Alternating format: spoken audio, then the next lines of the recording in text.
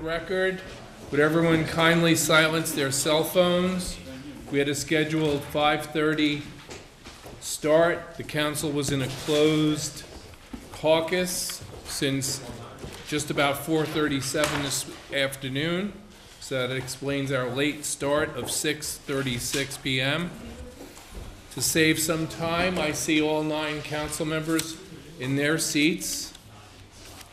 Take it away, Council President.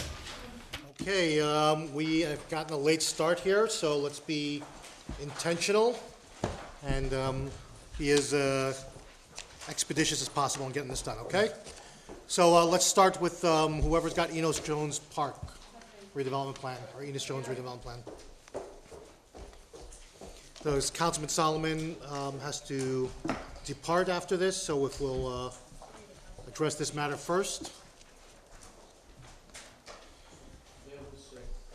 Do you have other items beyond this?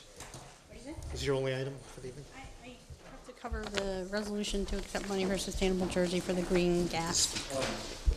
Right now? Oh, I didn't know we were, sorry. First, the Enos Jones Park. Yeah. Let's take care of that.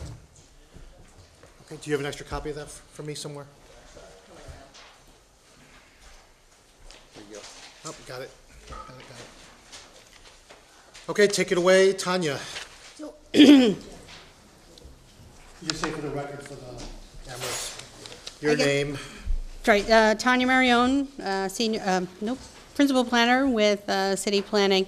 We've been working on this redevelopment plan for roughly 2.5 years.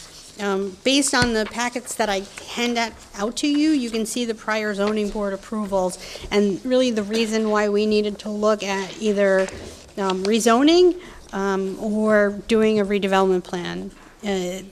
Case law is kind of clear in the sense that you're not supposed to zone by variance. So if there's so many applications that are going to a zoning board or planning board and they're being granted, it's clear that you then have to go back to your city council and they need to legislate either to change the ordinance and change the zoning or leave it as is, and then you really shouldn't be granting any more variances. So we came to that point in this neighborhood, and what the community was clear on is that they really wanted to see improvements to Enos Jones Park.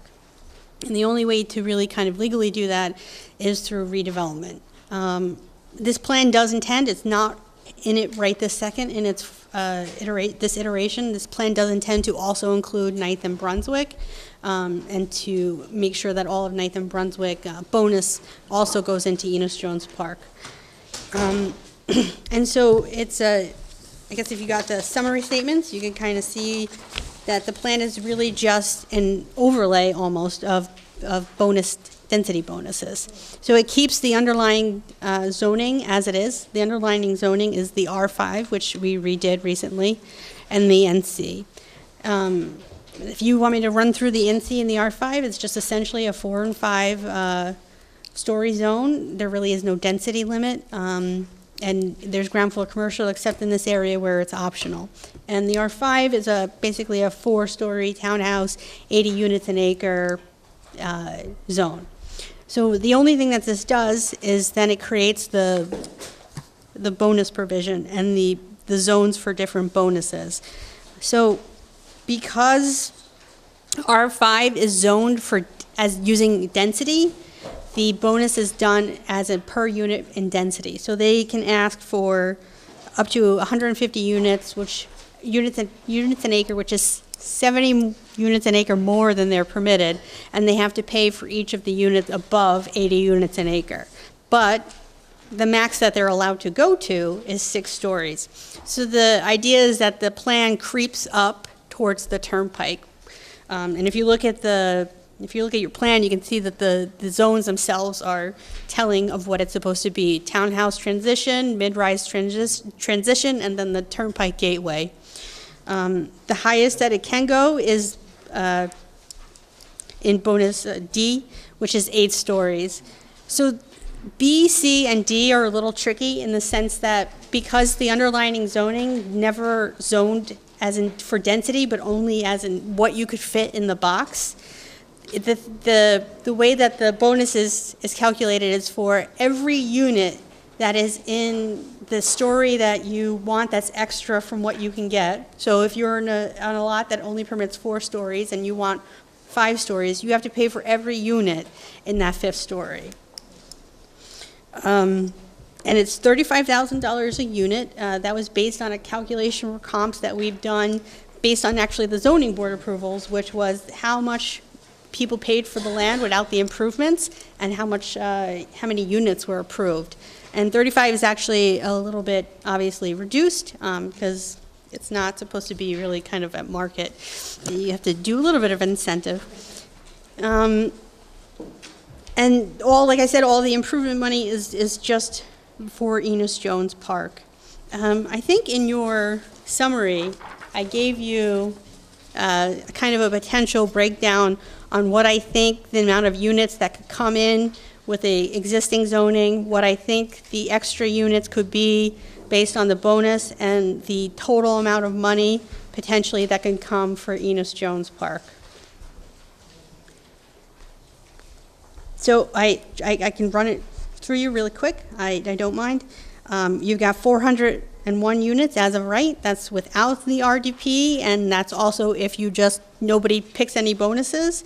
And there's a potential 189 units with the bonus provision, which equals $6.615 million for Enos Jones Park. I think that summary ended up getting to us. It's not. It's in your things. Okay. No, I don't see it here in this packet, but that's it's not okay. that. No, It's not in that. Okay. It's not in that. Gotcha. It's in it's in your summaries. Okay, got it. I mean, that's it in brief. I can tell you that the birth of this plan comes out of the Enos Jones Block Association, which actually forms pretty much at the same time as this plan does, and them taking a real interest in basically kind of having more control over what goes on in their neighborhood. So we've been meeting for, I'd have to say, almost 2 years, and I met with Hamilton Park Neighbor Association. We met with your predecessor, and we have met with Councilman Solomon. And like I said, the only thing that would be extra is that we eventually will be including 9th and Brunswick. Councilman. So, we are building a structure in front of a baseball field. So I want on the record that nothing happens to this baseball field, correct? This baseball field stays as is, and kids throughout the city are going to continue to play in this baseball field, correct? I don't think there's any intention on getting rid of the baseball field yet. Now, the other question that I have We didn't is, even consider getting rid of it, or? I just, listen, we've had weird histories, so I just want to be clear. Where you guys are building is this ambulance site, correct? Where the ambulance cars are? Right, that's on Brunswick and, nope, it's not on Brunswick, 8th and Division. So my question is, from a baseball perspective, heavy foul ball area. So, I mean, the building is going to get dinged up, windows are gonna get broken. I do not want the league to be liable for this. We have to really stress that. I walk every day I walk down to the Hamilton House to drop off my daughter. And there is, and I guess I didn't think about it, but there is that like kind of cement park in between the baseball field. When you go further down towards Division, closer to the turnpike, then you're closer to the baseball field. Maybe is it, like the bigger leagues, they have that foul ball net thing. Yeah, that's like my other question is, you should invest in that big netting so it can protect those, cars and windows and all that, because it's going to happen. And my thing, down the road is that I don't want the people that are going to live there versus the history of the kids that have been playing there saying this is ridiculous, I can't have this. This is driving me crazy. We want to prevent that. It was really interesting. When I was doing the study for this project, I learned that Enos Jones was an actual person in Jersey City who created like a Boys and Girls program, pre-Boys and Girls Club. So it's really interesting. Are we talking about the same net This is gonna be 9 o'clock. Some time that we still can't seem to figure out how to afford to get it up. We have to come back to that. Yeah, bro. Have to be worked out through a community engagement process. Money for the park gets put into a fund, and there's been zero discussion about where it goes, but there certainly would be money for a net from the Enos Jones Park Fund. Into what fund? And who's handling that fund? JCRA. And it's specific, so it's specifically, and Ty, correct me if I'm wrong, we have it on the record that they specifically said it can only go to Enos Jones, because this density bonus is going to Enos Jones. It might be interesting though to add the net as a plus up, because it's to protect their asset. The net is a plus up? What does that mean? So like they're already giving money to the park because of the disruption to the park, but I mean you wouldn't have to do it now. You could do it later, because have they gotten site plan approval yet? No. So you could do it. You could. I don't think an 8th and division is going to be a problem, do You could do you? it as part of the site plan, because really the goal is to protect their asset. You know what I'm saying? Waterman, Council? Councilperson Waterman. But I You mean, know what I'm saying? Councilperson Waterman. I'm just curious, with your bonuses, why you didn't include affordable housing? Affordable housing. You know it. We were talking about this, and the planning department has really been focusing on density improvement bonuses. We know that there are tons of, we're trying to steer away from amendments, and we're trying to really kind of keep it clean. So if a developer comes to the table, they know what to expect, the community know what's to expect. And for this particular project, it really was just a conversation about the park. This conversation happened 2 years ago, and I think by the time we got to putting things on paper, being able to get a planning board and getting it here, affordable housing only then became a part of the conversation. And the concern was that that would kill a 2-year process. See, if you have a community meeting down there, they would be concerned more so now, because I do get calls. They want to know what's happening with affordable housing. I mean, it's changed since 2 years. I know that's a concern down there now. I'm sure it's a concern. So, I mean, just to in kind of correct the context, so, when I came in, obviously, Right. in a month ago, there had been a year and a half worth of Right. work already put into this. And one of the things that planning has said to me is that if this doesn't move forward now, a number of these developments are gonna get approved based on the previous zoning variances that have been granted, and they won't provide any community give back. So, when you're already, at the middle of the fourth quarter, and basically the choice is either you move this project forward and we get some of these density bonuses back to Enos Jones Park, or you start over and we lose those bonuses completely and totally and they don't come back. It felt like that this was the right choice to move forward with the plan as it had been drafted. Are the variances granted already? No. No. The ones that you see on the back page. If you look at this page, on the back page, there's a list of 7 variances that have been granted. And so those create now again, I'm translating what I've been told, but they create now the standard for future developments. And so that's why it's important to move forward now. The other piece is that there has been this 2-year process with the Enos Jones neighborhood, because they felt just overrun by development, and they felt they had no say in the process whatsoever, and things would go to every zoning meeting, and nothing would happen in their benefit. So that's why it was so important for them to work with planning to develop this plan. And again, I personally think affordable housing is an incredibly important part. But again, when the plan comes, middle of the fourth quarter, start all over and lose the benefit versus take it from where it is and make sure the community gets a real benefit out of it. Our intention moving forward with a lot of redevelopment plans is essentially to offer a menu, right? And so you can do affordable housing, you can do an open space improvement based on what that area needs. I would just suggest before you go live with that menu that you give the council a chance to weigh in. Before you go live with that menu, you give the council a chance to weigh in. That's not for here, that's probably for Journal Square, but that's nothing on paper yet. bonus things, bonus or extra bonus, whatever you put it in, you just put in that one item is if we put like a 10% of affordable housing, that they're gonna able to build just one more items. What's the That's big all. deal? Yeah. So, Why can't they get 10%? That's Yeah, what I'm saying, just- just one more item. just, What's the big you know, when you deal? have a bonus, they have a requirement, They got a in order to bonus. get the bonus, they have a certain things, a criteria to what they have to they match. But just put you one, anybody's bill, if we have 10% of units, because we assigned that, allocated the affordable housing units, then one of the bonus they're gonna get, just one more items. Yeah, I think it's an interesting idea to look at going forward. Councilman In the Rivera? future. Again, to go back to the families that will be, or the constituents that are gonna be using the fields in this area, you know, these are constituents from not just Ward E, very important, A, F, B, but a lot of F and a lot of A and a lot of, I have to be very open and, you know, put that out there, because I don't want the hiccups coming down the road, like what's going on here. You know, it's on the record, and the council person is here for that ward. We have to let you know that this is it. We're not, you know. Yeah, it's not a private park. Exactly.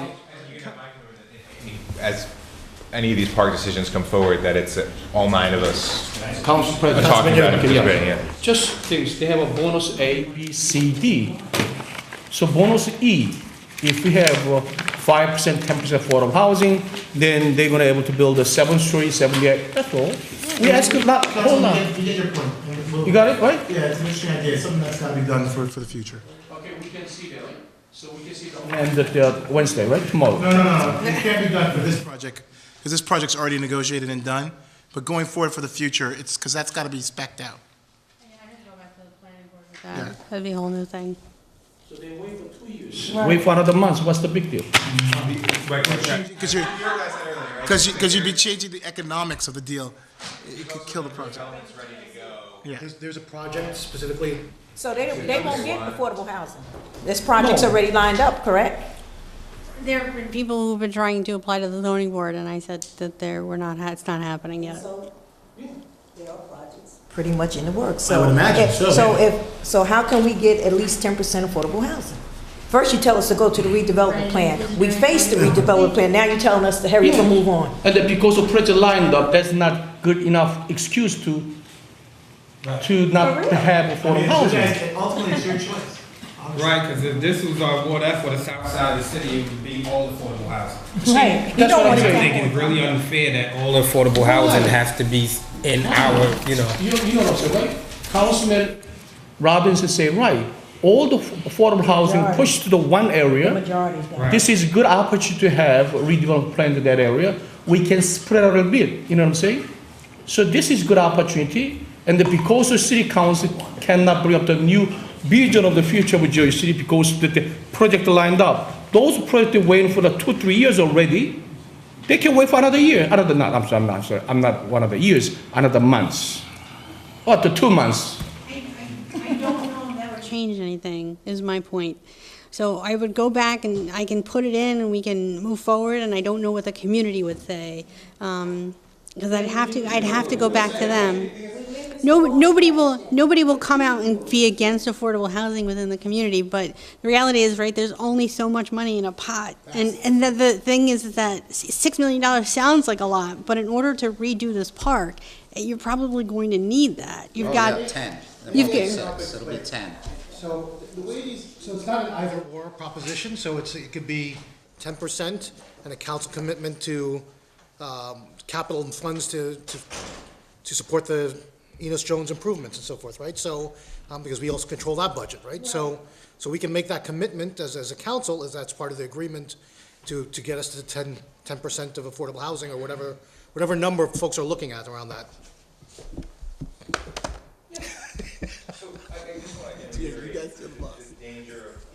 Moving forward with this now, because then we're going to get zero benefit back on a number of developments happening.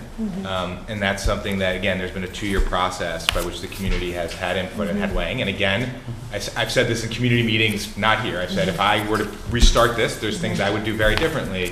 Affordable housing would be one of those. But I think, again, we've gone down a huge road here, and to sort of stop it now is going to create, I think, a significant negative impact on this park and the community. Again, They're just late. would redo a lot of things if we could, but this is a plan, let me just say, it's a plan with significant community input. It's got a huge community benefit going back to the community. It's a community that feels overrun by development, and now they feel empowered to set the terms for future growth. So, and what Tanya hasn't talked about is this is a huge floodplain. We have flooding in my basement frequently, and this has some of the strictest green infrastructure requirements of any plan that we put together. So it's already imposing a pretty significant community benefit and creating a community benefit and imposing a cost on the developers by requiring that significant green infrastructure. And that green infrastructure to me is a model for future developments in the city. There's floodplains in A, B, and E, and all of those can then use this as a model for what's required going forward. Councilman Rivera? So, I love the project, good project.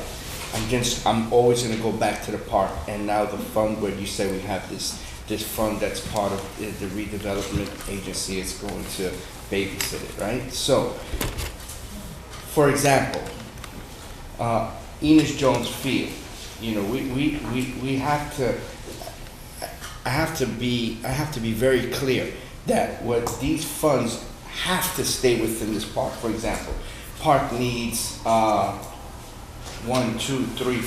batting cages, needs a brand new basketball court, needs a skating park. We have to make sure that that's gonna go to entertain those things, and, you know, not an association that we're not going to. So just to be clear, you know, this is not the first time we've done this. If you remember, this is exactly how we administered I'm drawing a blank today. The park, what's the park? Everyone knows? Berry Lane.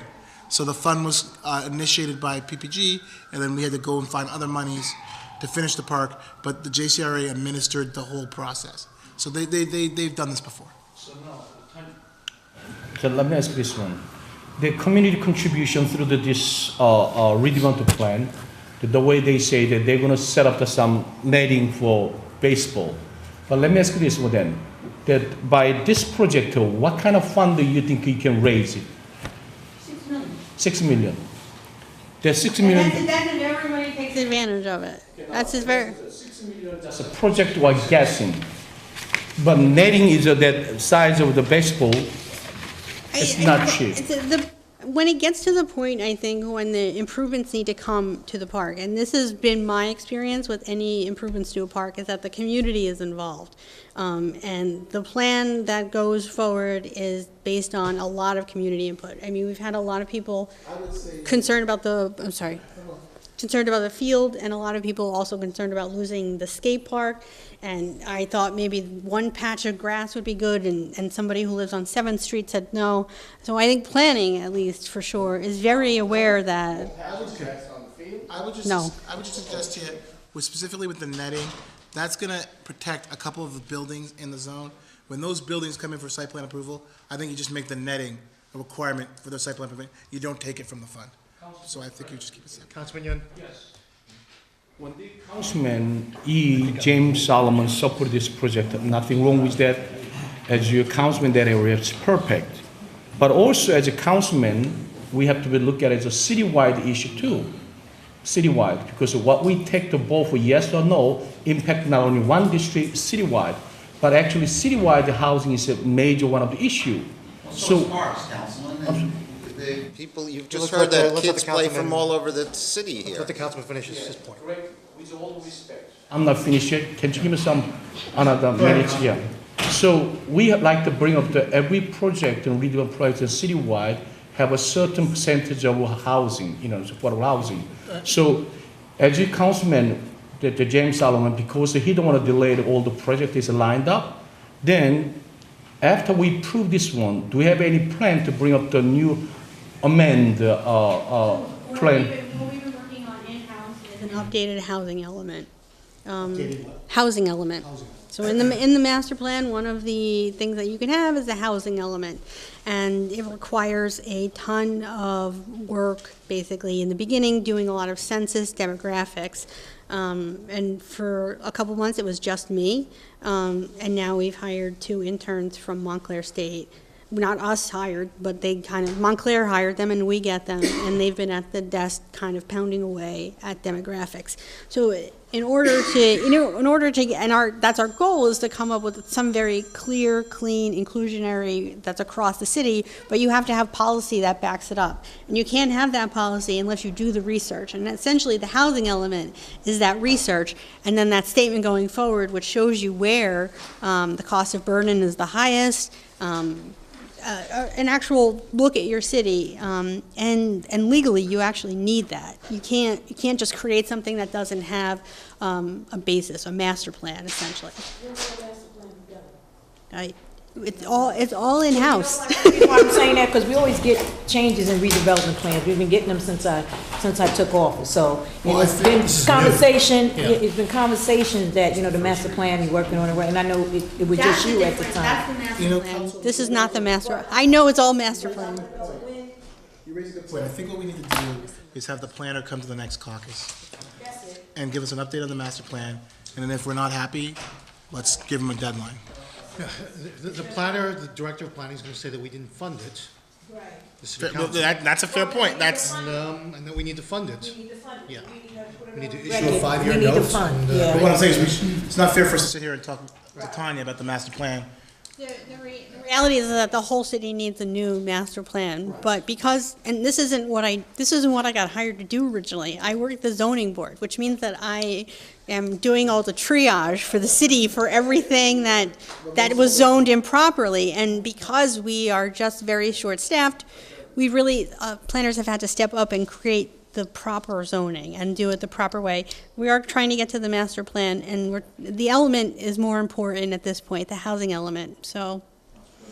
If I can just address one point. So, Councilman Solomon, to get to your point about we're in the fourth quarter, so if you can just elaborate on that, because that's the basis for not possibly amending it to include affordable housing provision. So by the fourth quarter, you're saying there are things that are in the pipeline to be developed. Are these the ones that we're talking about in particular? No, those are already Those approved. are already done. That's the basis for the future ones to say. So what's in the pipeline that we're talking about specifically that, I don't know what they're proposing. It's just a couple of applications on 6th Street, because if you walk by there recently, you'll see a ton of demolition. There's potential applications for variances? Yes. If these doesn't get approved? And the planning department can then recommend denial? And have they done that in the past with these other variances, or have you recommended approvals? Our legal advice at the zoning board has been to provide the most amount of information to allow the commissioners to make the most informed choice. Let me ask you a question. If this get approved, they won't need to come. They'll come to the planning board. They won't need to go to zoning. No, they'll see you at the planning board.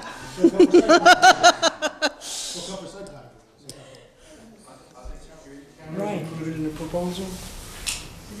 Security cameras included in the proposal? I don't think it's required in anything. Okay, any other questions on this? All right. Thank you, Tanya. Arrange with Jeremy Farrell, and maybe Michael Young, or whoever else wants it, Rolando, or Joyce, or to sit down with us, and we got to discuss what I talked to you about 15 minutes ago. Is it all right, Jeremy? You were down here? Yes. Richard? I think, yeah, Robin. On Sunday. Yeah. Yeah. Okay. Can you arrange something maybe the end of this week or early next week? Next week's probably easier. Jeremy, you're going to be around for how long? I'm not sure, but at least another couple weeks. Do you have assistant for you? Assistant, no? But No, we're bleeding. So she can explain. Committee, there's a lot of different projects, even high. We have 2 new hires. Not yet, right? Yeah. Yeah. You're losing Marion. Right. We're losing, we are unfortunately losing a lot of institutional knowledge. I'm the old timer now. That doesn't say much. Right, but Make a in note this of way, that. if they need Director of Planning for the funding, next meeting. we can say we can fund it. And you can also Okay. tell her we want For affordable housing. projecting, what? But the master plan has to. Tanya, please, make Folks, arrangements with Jeremy Farrell, and let's sit down and talk next week. Make a note of that. Here for the Sustainable Jersey Resolution, I know it's Before you a, move on to that, does the ordinance itself require explicitly redevelopment agreements for anyone who's proposing? anybody Great. who does a bonus improvement has to have a redeveloper's agreement. Two, I've requested this in the past on some of these things. I'd like to get a valuation of what the bonus provisions provide potentially developers for these areas versus what our community give back is here, right? Okay. So we can see what the JCRA, I think, has suggested. Yeah, I think it's important for us to see that cost-benefit analysis, to see what we're giving away and what we're getting in return for this stuff. Okay. Thank you. Council, Rich Bojan asked him to set up the meeting for talk about that, yeah. Okay, and, We have to talk about it anyway. yes, and just, You Tanya? have one more, she has one more other item, which is the item? It's a resolution for Sustainable Jersey for the greenhouse gas emissions. It's a resolution Z4. Z4. Okay, that's a resolution of the City of Jersey City to accept a Sustainable Jersey grant to fund a greenhouse gas inventory for the purposes of creating a climate action plan for the City of Jersey City. That's really all this is. That's everything in a nutshell. I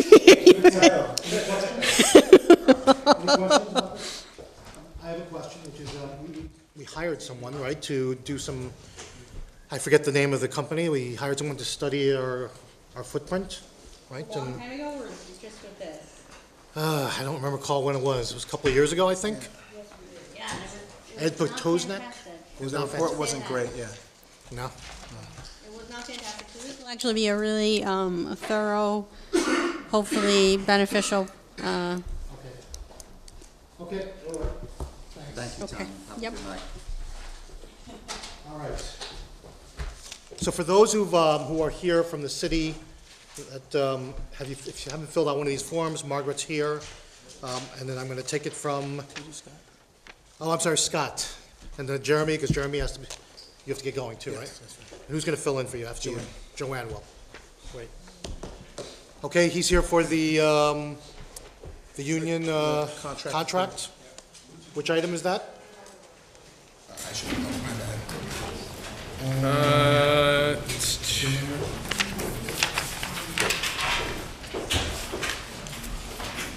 I put it early.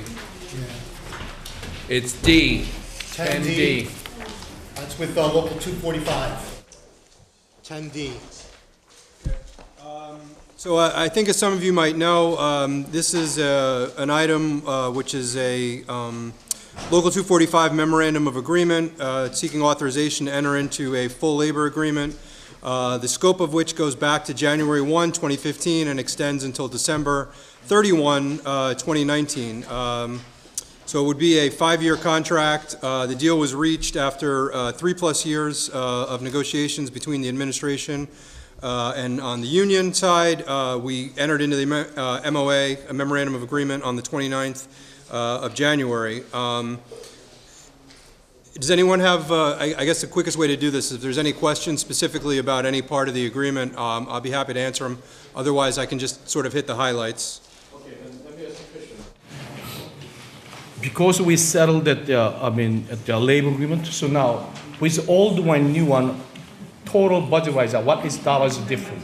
Between the old one and the new one? Yes. I don't have that specific information, but this contract that we entered in here with 245 essentially mirrors the cost savings provision and the increases in salary for Local 246. So it's essentially almost an identical contract, with the exception of this is a 5-year contract and the one with Local 46 was a 4-year contract. And the 5th year is at an increase, I believe, in salary of $100 for the 2019 year. But not only that, because of the health care is a deductible, copay is a difference than what we have? That's correct. The goal in entering into this agreement and the one with Local 246 was to balance out the healthcare savings that we were seeking against the salary increases that the union was getting. And we were essentially successful in doing so. Successful means that they have no extra cost for the taxpayer. That's what I want to know. Yes. In fact, it will be cost savings because healthcare is one of the fastest rising costs for us. Okay, so in other words, we save dollars. Yeah. Even though we pay more payroll side, right? Yeah, the healthcare savings were significant on this. Under the old model, we were losing a lot of money on the prescription drug benefit and the ER copay and the out-of-network reimbursable schedule, all of which have been dealt with in this issue, not only in this contract, but in all the union contracts that we have going forward. So do me a favor, you're the charge of the labor contract in the city of Jersey City. If in next contract, if we have a comparison chart, based on old contract cost is how much, and by a new contract, how much we saving, so at least this council knows that, you know, what kind of deal we made. So that's what we can, based on numbers, we can say yes or no, because you just ask us to prove that's a contract without knowing that they are cost-wise, then we feel uncomfortable. You know what I'm saying? So next time, I'd like to have, not this time, the next time, we'd like to, yes. All right? Okay? Thank you. Okay, thanks everyone.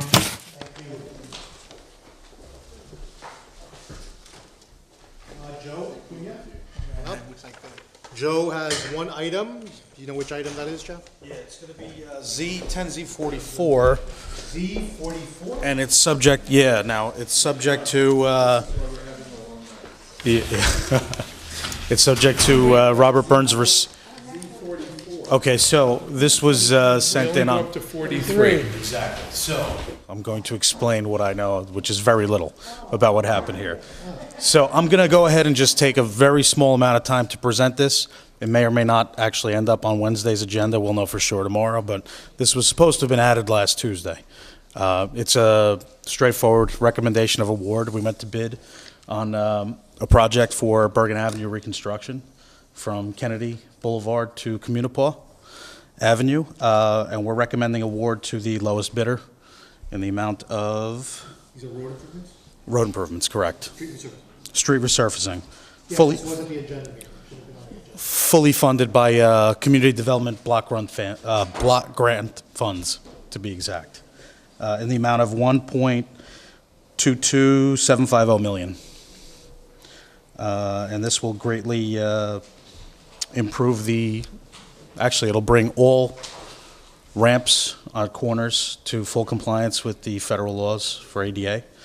It'll improve obviously the pavement surface. Restriping, we're going to incorporate as many possible pedestrian safety and bike upgrades, if at all possible, depending on the size of the street. And Bergen Avenue, the length of what? it's basically the entire length south of Communipaw Avenue. So from Kennedy, where it meets at a V by the firehouse, I forget the side street, but The word B and A largely, yes. and F, it's Part of F, yes. Do you know where the Yeah. resolution is right now? It's with purchasing, as all are. You should have the fact sheet and the other backup from Bob K. from Tuesday. That was all done on Tuesday. I'll circle back tomorrow morning, first thing. Because council hasn't reviewed it, and it's, tomorrow's the meeting.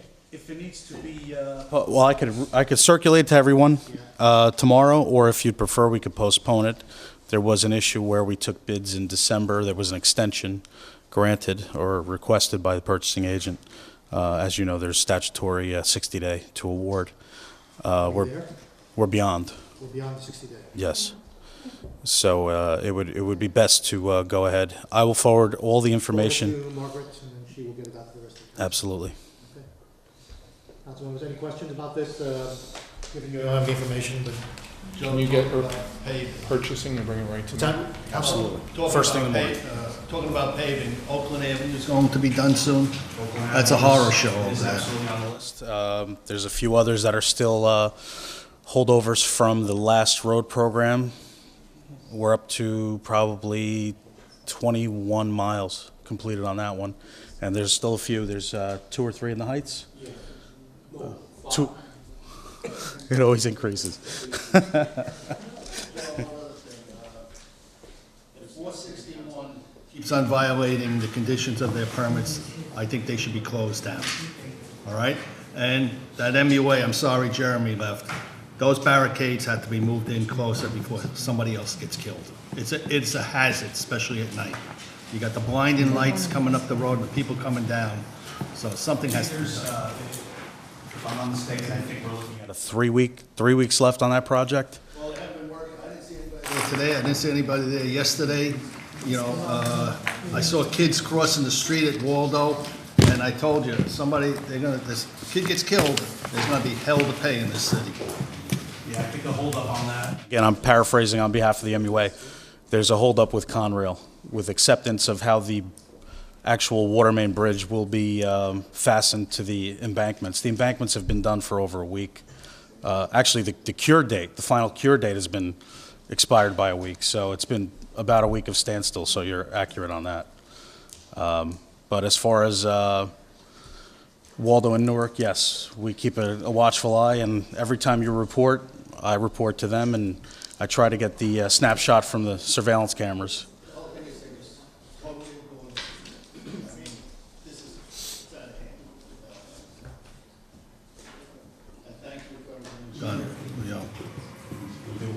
We just added one is Pershing Field racetrack. I like that you put out the things as soon as possible. Were you with us? You weren't with us? Pending meeting coming up. I think, Council President, I think we were working with you to schedule a follow-up on that. Follow meeting? Yeah, on Pershing track. We need to get that scheduled, okay? With Councilman Boggiano and Councilman Yun.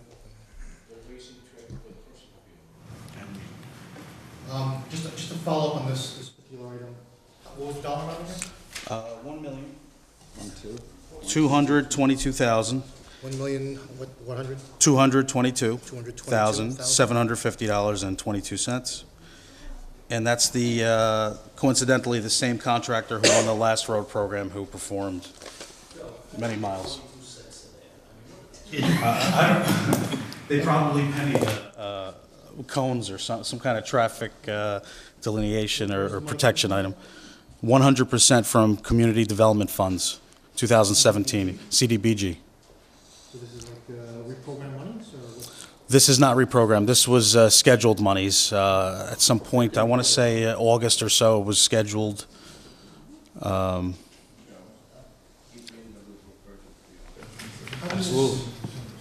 Absolutely. CDBG dollars, 2017, 2018 dollars, is that? Yeah, I want to say it's 2017. I could get the exact numbers from Carmen tomorrow and include that in the circulation email. And why did we choose Bergen Avenue as opposed to, say, I'm just making this up. So a large, okay, so a large part of, well, the main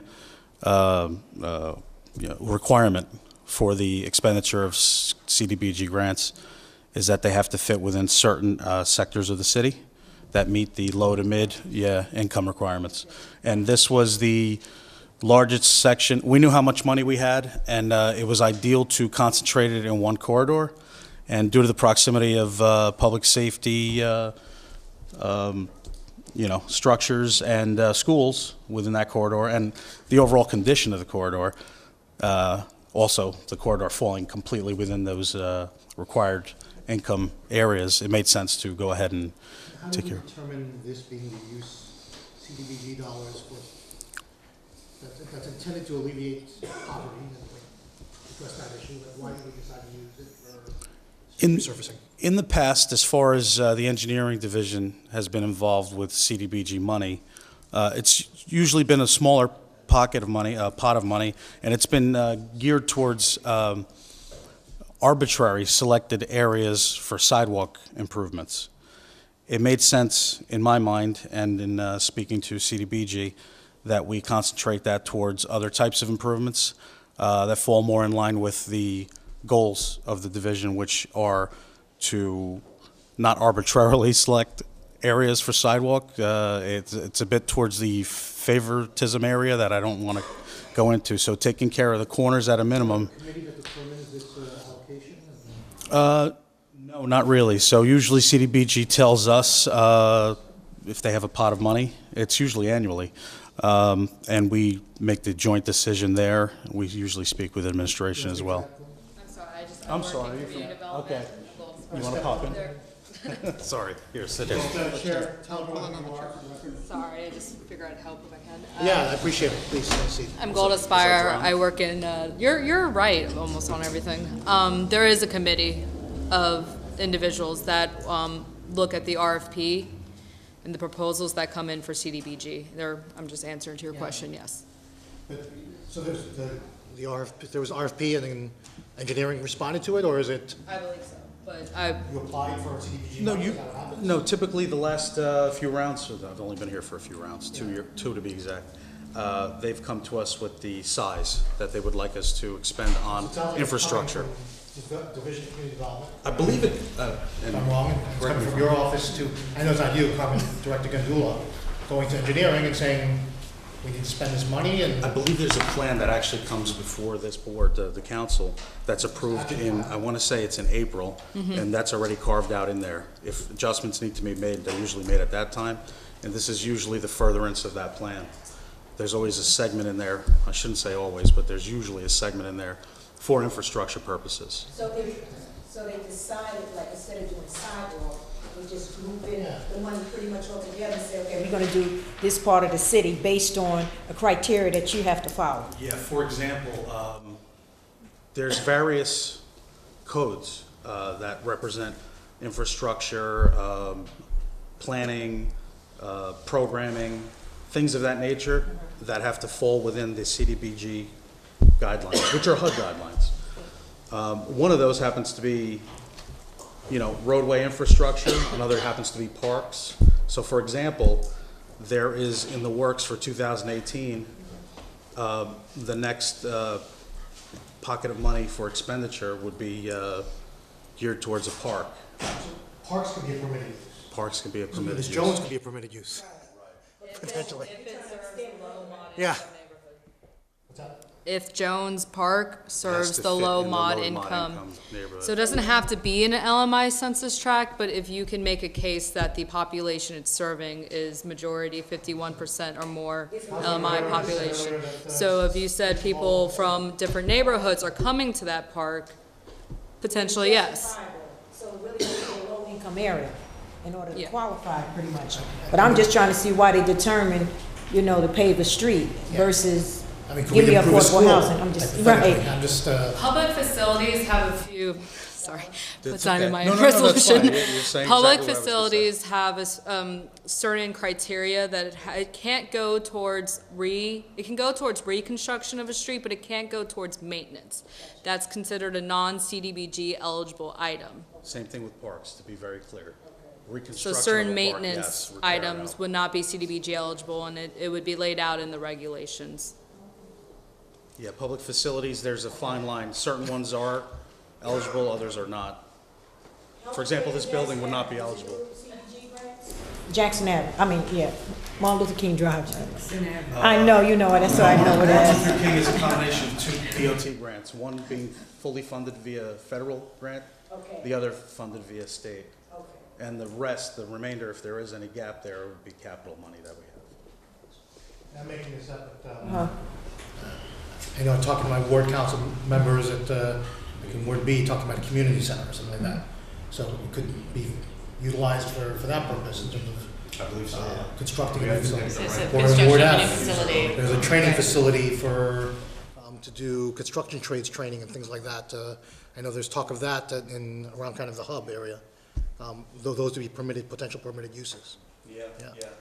I will say that 2018, I'll be coming before you shortly.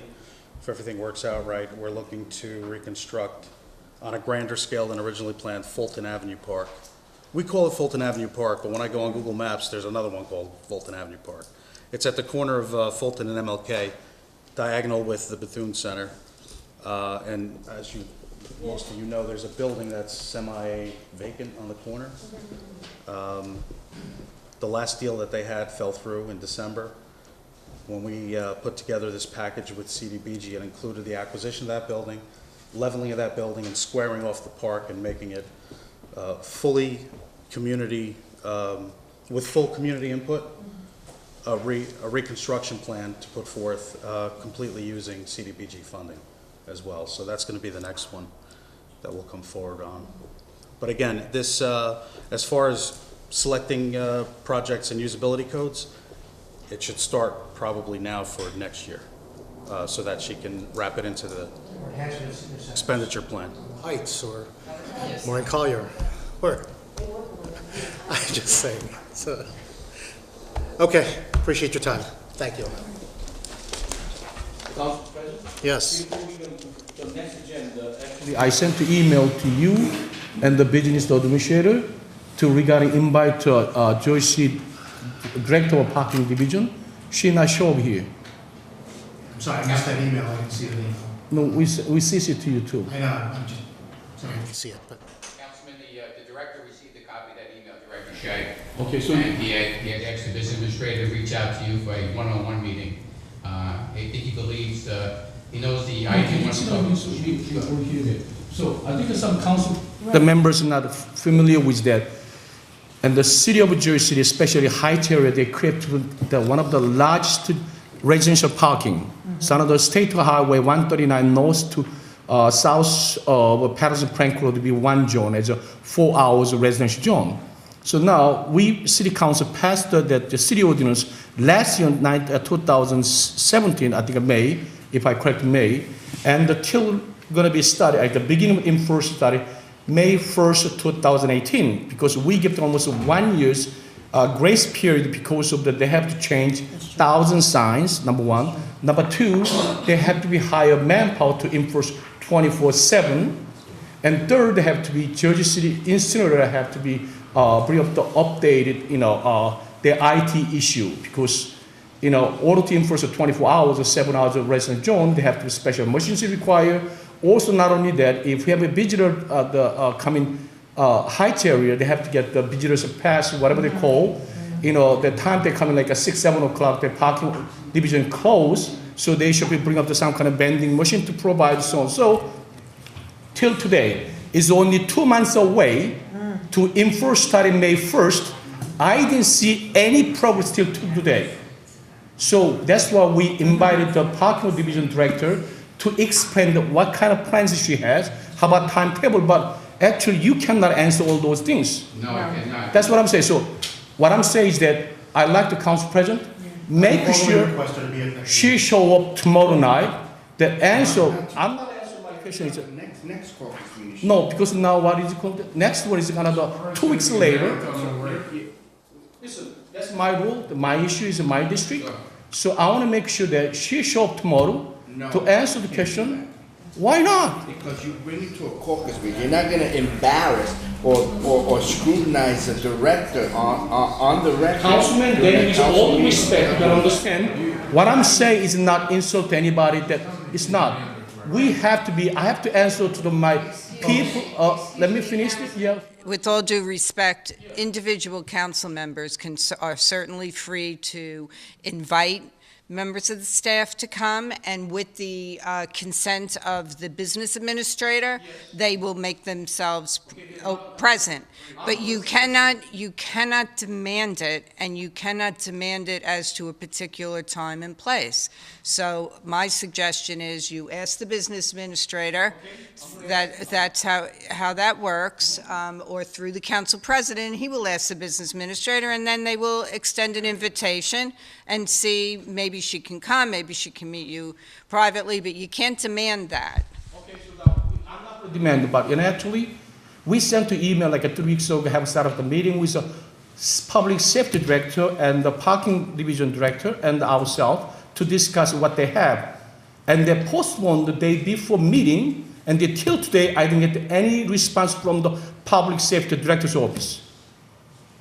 So you answer me, why? The Director Peretti contacted Director Shea and advised him on your request. He felt that the agenda would have been so large, it's better to have a meeting dedicated just to the parking situation.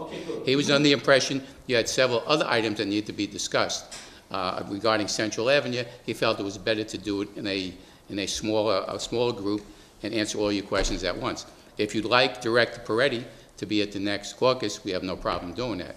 But it would take up a lot of time at this caucus, and it's something. Fine, okay. Then do me a favor. Sure. When you go back tomorrow, can you set up the meeting, And as you say, councilmen have an individual meeting with a division director or public safety. I like to invite both, sit down with discuss the matter. But I still waiting for 3 weeks. I didn't get any response from the director's office regarding the matter.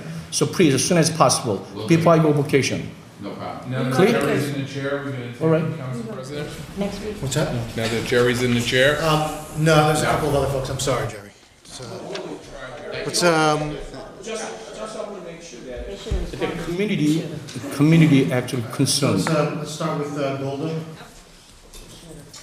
Golda, how do you spell your last? She has 10P and 10Q. SPEYER. 10P and 10Q.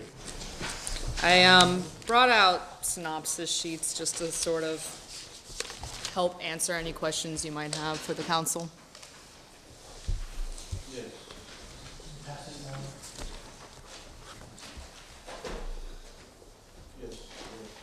And I have the developer here too, Michael Hong.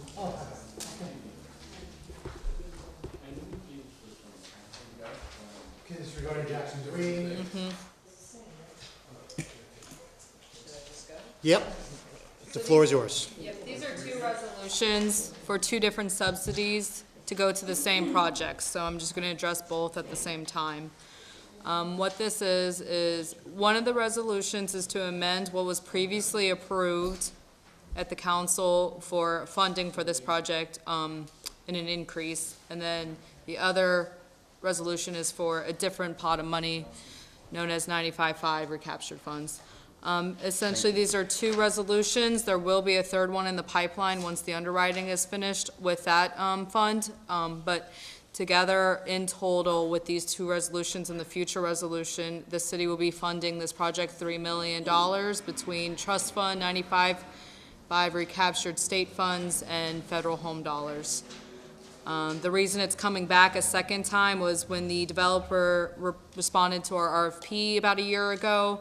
They had requested for $3 million to close their financing gap, and at that time, the recommendation was to phase it out and provide $1 million upfront and phased out of, I guess, three different times of $1 million each.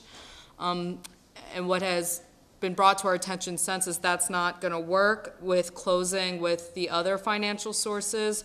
So the developer will expend the money out in phases, but the $3 million needs to be committed all together in order to close with their other financing sources. In total, the city will be about 10% of the participation in the total development costs. It's going to be 54 affordable units, of which 10 are targeted for homeless with a preference for veterans. Sure. Can I ask this one? This is a very simple buildings, not like Trump Towers in downtown.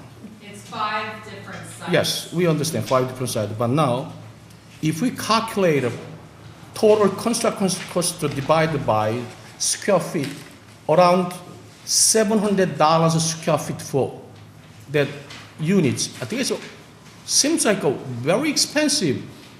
I think it sounds like we build in the build heights, it's condo, nice condo, 2-bedroom, the market price around $750,000. Their cost for the build around 500 square feet. Now you talk about this project, almost $700 square feet. I think that the developer, maybe it's not, feel like he influenced numbers very much. So the project you're comparing it to, I don't know the details. This is going to be a 42,000 square foot residential with commercial space at 3 of the sites. So now look at it. I can bring the developer up to maybe explain the budget a little further. Yes. Your name, sir? My name is Michael Hong, and I'm with RPM Development. Yes, HO inches. And to explain some of the costs, we're not quite like market rate developers because our tax credit funding comes from New Jersey Housing and Mortgage Finance Agency, and they have requirements in terms of LEED certification. They want certain high efficiency standards, and in order to meet those, and we also have to build bigger units in comparison, so we can't shrink them down to save costs. And so we're limited in terms of Even the HVAC system, we can't do PTAC units, like units, the wall units. We need central air and central heating. And so in some of the market rate units versus affordable units, we want to make sure all the finishes are as close as possible. So these are costs that aren't borne by market rate developers. Yeah, that's what I'm saying. You guys build at the affordable housing units, not going to build marble floors and marble like a Trump project, towers. So those kind of places they build around the 700 square feet. But now you're talking about affordable housing in that area, almost 700 square feet. If anybody's common sense, they're going to scratch their hair. So what I'm saying is that you ask, we proved that last time $570,000. Now you ask a double the affordable trust fund, almost 1.8 million, that not double, almost a triple. But when I see that the triple, if we build affordable housing, maybe we're interested, but the cost of construction way high, really. So when I look at it, we don't have to raise to give you guys $1.8 million, maybe settle with a $700,000 of profit, right? Because other than that, $700 square feet, affordable housing you build, it doesn't make any sense to us. As I told you, build the Heights, 2-family condo, market price $750,000. The build cost $500 square feet. Nice. But you talk about affordable housing to pay 700 square feet. If anybody has common sense, they're all going to scratch their head. I think the thing is, our original ask was always $3 million. There was just, when we said phased, there was a miscommunication in terms of closing. And so we need a resolution. We don't need the money all right away. We can get it in phases, but in order to close with our tax credit equity investors and our construction lenders and our perm lender eventually, they need to know that the project is feasible. So if it has a big gap, we can't build it. That this resolution to allocate the Affordable Housing Trust Fund $1.8 million, we got to pay you. Sorry, I just want to kind of help explain. So the original resolution was $569,000. Yes. There was going to be a second resolution to make that $1 million with a different subsidy. That resolution never made the council because we had realized what we need to go back and do and close on the $3 million. So without that second resolution, it looked like it was $569,000 at first, but it was shortly about to be $1 million in total. What I'm saying is that he printed the construction cost so much inflate to ask us to pay more. Explain your construction cost. Yes. That's what he's saying. Because you know what? Affordable housing, they're paying more than market rate. Yes, So the key is explain. very simple. You're going to build affordable housing, thank you, appreciate it, what you effort to do that. But my bottom line is that you ask extra, you ask 3 times more than actually last time. If we divide by whole total cost by square feet, almost 700 square feet. So now in other words, you guys inflate total construction cost, get another $1.8 million. That's what I'm saying. Our ask was always, our gap was always $3 million from the beginning. We didn't increase it, we didn't change it. It was always $3 million. I think the confusion is coming from when we say we could get it in phases. The confusion was, you can get it in phases, but you don't need a resolution for the full commitment. That's where the miscommunication happened. And so we never, our construction numbers have stayed the same. I mean, some of it, depending on how the tax credit pricing goes, even that'll shift. But, you ask $1.8 million. So then we got to add a couple of things. When I see that the resolution, they have some leg of that. Number one, first things, we like to have a copy of project income statement, itemized per units. Number two, when you print the affordable housing in the applicant, make sure you should be used at the common application recommended by City of Jersey City. Can't you do that? I didn't quite get the second question. So, application for the affordable housing unit, we like to use the common application created by City of Jersey City. The application created by Jersey City, he wants that one. The the copy of the actual, okay, You yes. want the application. Any affordable housing unit built in Jersey City, they should use common application. You know what I'm saying? Other than that, they're going to be going crazy with the people looking for affordable housing units, you know what I'm saying? Because each affordable housing unit, they use different application. That's very, very inconvenience the people, not only the senior and the regular people. So we try to make sure that any project built in Jersey affordable housing, make sure common application created by Jersey City Law Department or Community Development Department, Community, DCD, you know what I'm saying? HUD has a common application, doesn't it? Yeah, we Yes. have a whole compliance team that makes sure that.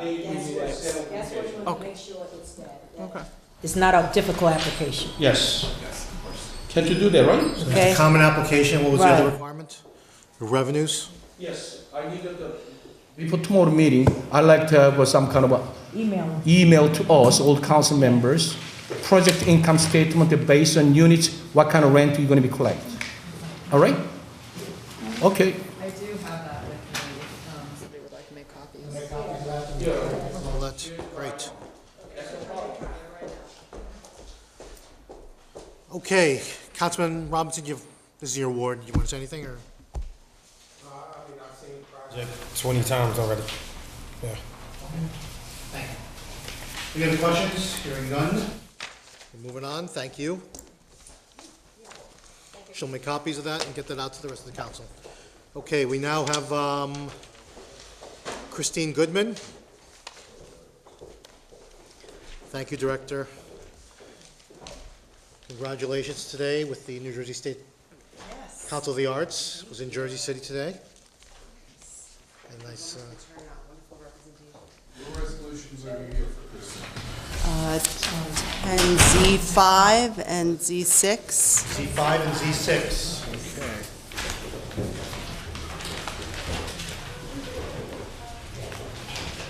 Okay. Z5 is accepting a grant from the New Jersey Council for the Humanities for the Apple Tree House. Yep, and this is for planning and programming cultural activities at the Apple Tree House. They're both Yep. about that, right? Yep. Mm-hmm. What's in parentheses should be at the end of the sentence there, because it doesn't include Apple Tree House in the sentence, so. So I asked the director to be here. Rich, any questions? I think Yes, it's important that to you. Apple Tree House, finally it's almost done, right? The Apple Tree House, the project almost done. Yes. Yes. So now, the space, how are they going to use the space? Going to be, one of the idea years ago, cultural fair moved to their site, you know? But they have any plan, just leave empty space, or what are you going to do? No, part of my office will be moving there, and we also are working with an Apple Tree House Advisory Committee on a monthly basis, and we also have subcommittees that are meeting to do a visioning process and to help develop programming with representatives of our community stakeholders. So. Tree House, the years ago, you know, that the culture fair moved to their place, so they can leave some space available in the city hall, so we can expand the council members' office a little bit. No, just kidding. Let it go. But I really, culture fair moved to Apple Tree House is the right things to do. Yes, and we definitely want to have a representation there for sure.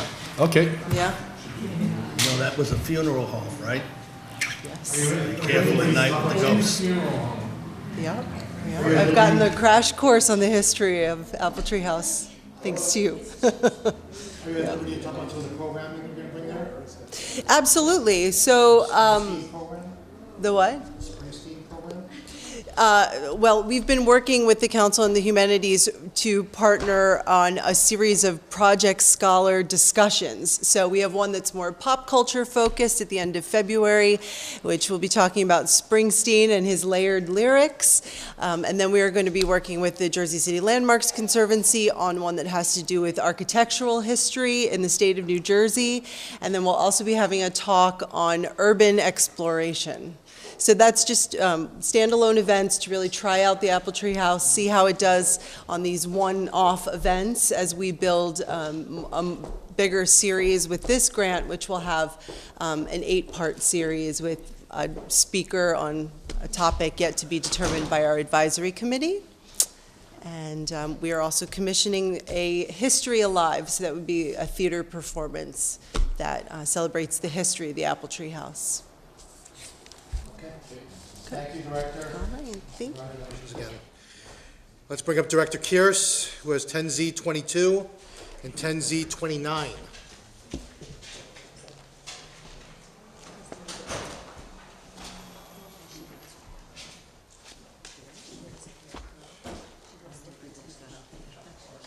Sure. 29? Thank you. 10Z22 is a resolution authorizing the award of a contract to PMC Associates Wireless Communications for the purchase and delivery of mobile radio scanners under state contract for the Office of Emergency Management and Homeland Security, funded under the fiscal year 15 Urban Area Security Initiative Grant. Good evening, Mr. President, members of the council. Resolution covers the purchase of 21 mobile radios for use by city departments through the UASI grant for a total of $45,161.99.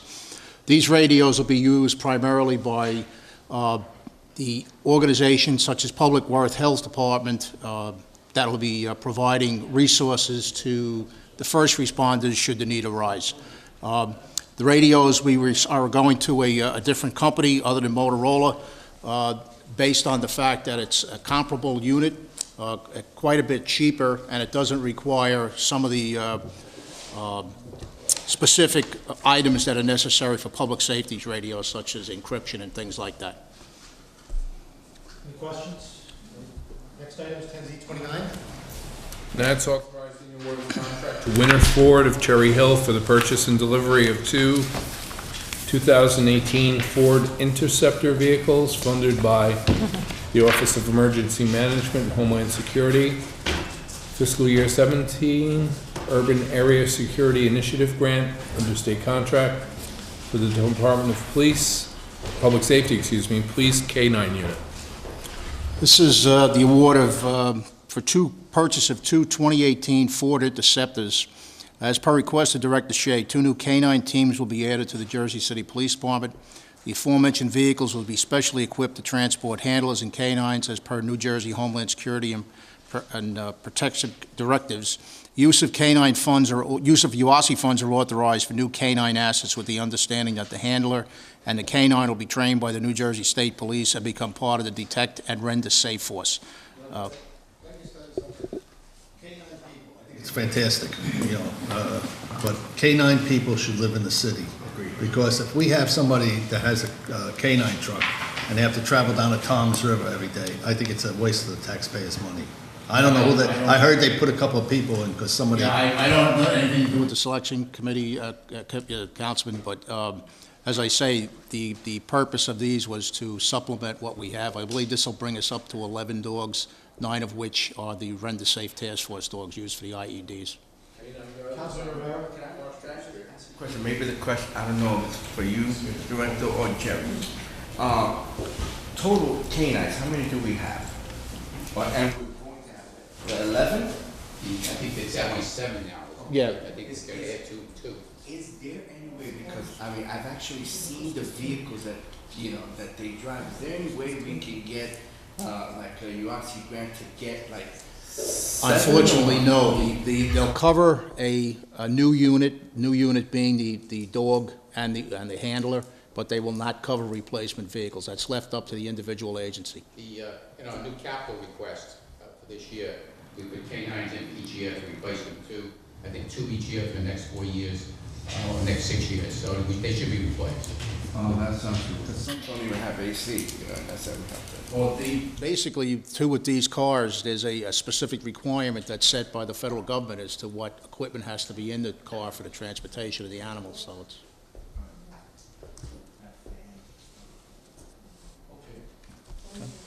Have a good night. Thanks, Kurt. Thank you. He did this week with Newark Avenue, and I think it's working out fine. Thank you. Linda?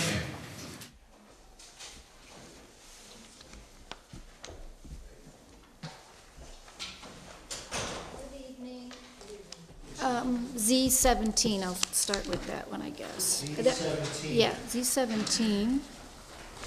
Let's go back a page. That's authorizing an agreement with H&L Systems for the support of proprietary computer hardware and software. Yes. So I don't know everyone, so I'll just say, my name's Linda Garbo. I work for IT, and I'm here representing our director, Bernadette Kucharczyk, who wasn't able to make it tonight. So H&L is a vendor of ours that provides the finance system along with the tax system, and it also includes the abatement module. Now, what we're proposing here is a renewal of 1 year, and the financial system is used by every department, every division, and some people use it exclusively all day, such as purchasing, accounts and control, and treasury. Those are the three main areas that use it. And of course the tax office, because they have a tax product that they use to process all the, all the tax issues that go on. So at this point, we're looking for a 1 year renewal. It's $125,000 to start January 1st of this year to next year. I don't have a number, but we have about at least 100 users or more using this, because you can imagine every division has access to this system to order goods and services that they need for their particular division. And as you saw, maybe they might be ordering equipment, but many people just order supplies. It really depends on the nature of that particular division. So, pardon me? This is just 1 year. This is 1 year. This is through negotiations between Bernadette, our director, and the vendor, that at this point in time, they're going for the 1 year, just a 1 year renewal. Do she plan to seek out others, do you know? Because I see it's only 1 year and it's without a bid, so it seemed like we trying to negotiate something with these people. But they wrote this software, that's the... But it's a year. Proprietary software, so... Yes, they wrote it specifically for us and other municipalities. So in order to replace it, you'd have to go to a different vendor and change the system.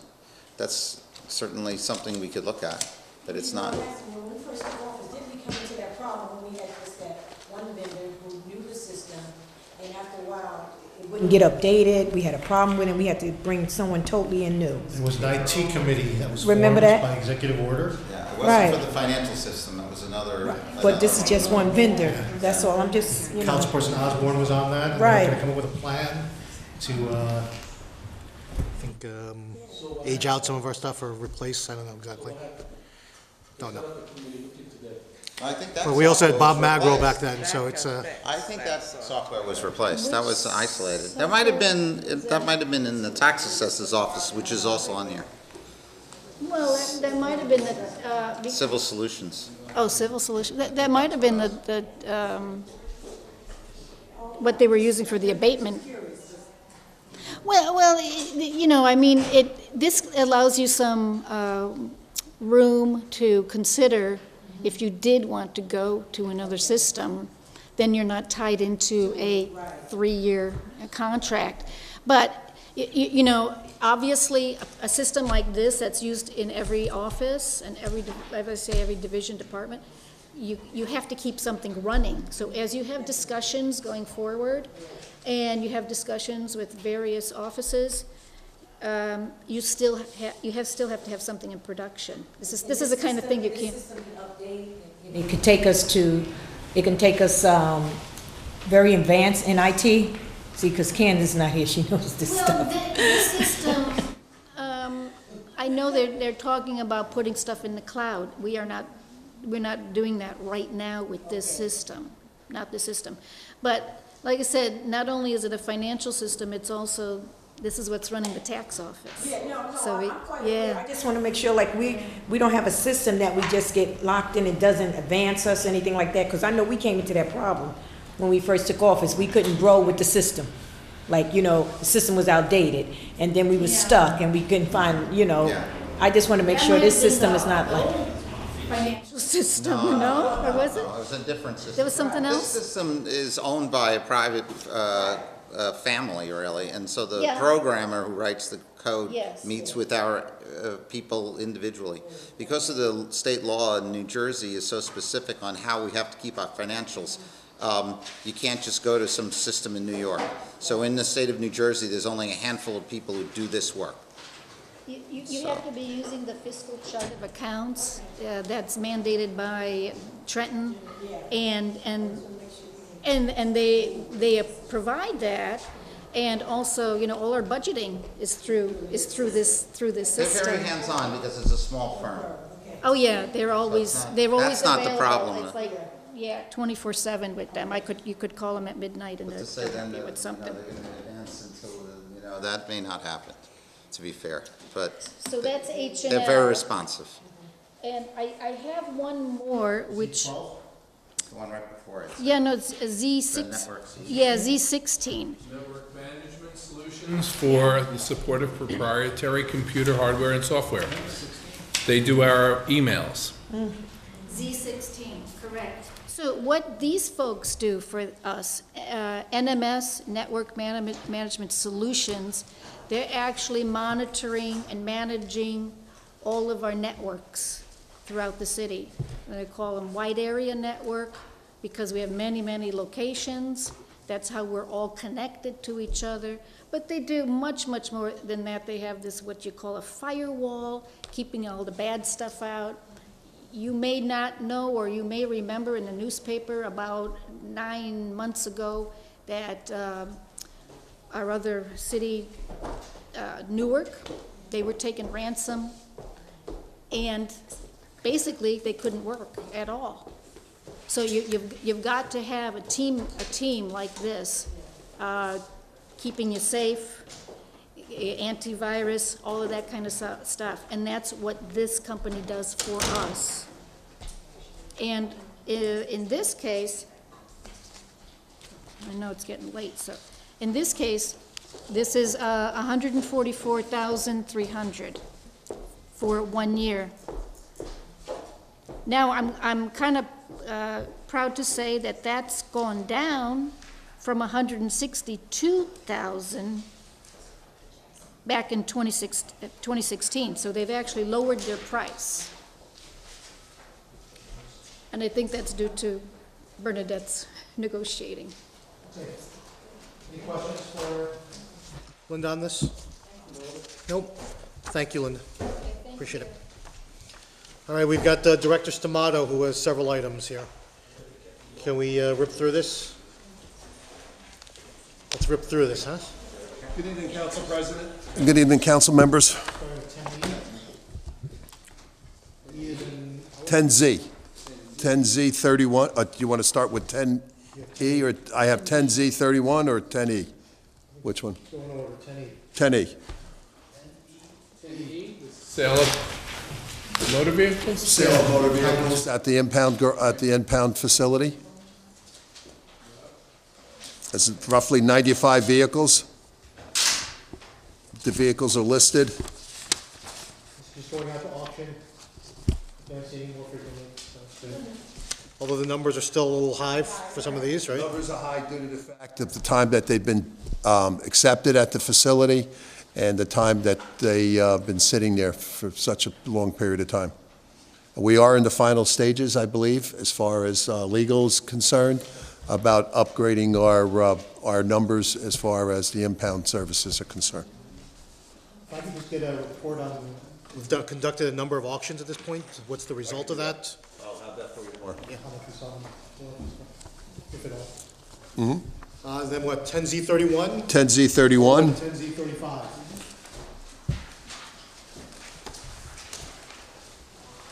Okay. This is in reference to various automotive parts and repairs of road maintenance equipment. That's the auto and truck parts. That's That's correct. Z31. And that, this here is under a state contract? Z32 is W.E. Timmerman Company for parts and repairs of street sweepers. That's correct. 10Z33, It's various snowplow parts, grader and blades, just general parts as far as snowplow equipment is concerned. Z- And this is, again, under a state contract. Yes. C34, an open-end contract with Garden State Building Supply Company for lumber and assorted materials. That's correct. This is for our miscellaneous projects that we have going on continuously in the city on the public buildings. Z35, Oh, quick question. Yes, Oh. Councilman. When they fix this entrance of City Hall, the funding, the material funding come from this account? Which one is that? No, basically, this is just for lumber material. That came from a regular masonry, a stone account. they did? Oh, he did a fantastic job. Well, I wish I did it. Our men did a great job. I think the council should be very proud of them. They came out pretty good. We do have the other two sections slated as soon as the weather breaks to start. We'll start on the one and then work on the other side. 10Z35, we're buying paints and related supplies from Sherwin-Williams Corporation through That's correct. purchasing cooperative. That's paints, brushes, rollers, paint supplies for the miscellaneous buildings, offices, things of that nature that we do under buildings and streets. Okay, any questions on any of that? No. Hearing none, thank you, Director. Aren't you glad you waited 3 hours for that? What do we say? Go Army, sink Navy. We got that on tape, Councilman. We got Jerry Kala here with us. Okay, what is he? You're Assistant Director, Deputy Director, what's your title? Assistant Director. Assistant Director. Public Good night, Safety. Pat. We're starting at 10X, is that right? We have, I think, a total of 17, so we'll try to be very brief. 10X. We have a new class of firefighters in the academy, and Morris County Fire Academy requests a certificate of insurance, and that's our request in that red zone. Next item is 10Z, it's to accept a $12,000 grant to pay police overtime for DUI enforcement. Z1, accepting grant from the state of New Jersey Department of Community Affairs related to super storms. Is that yours? No. No. Our next one is Z8. Z8.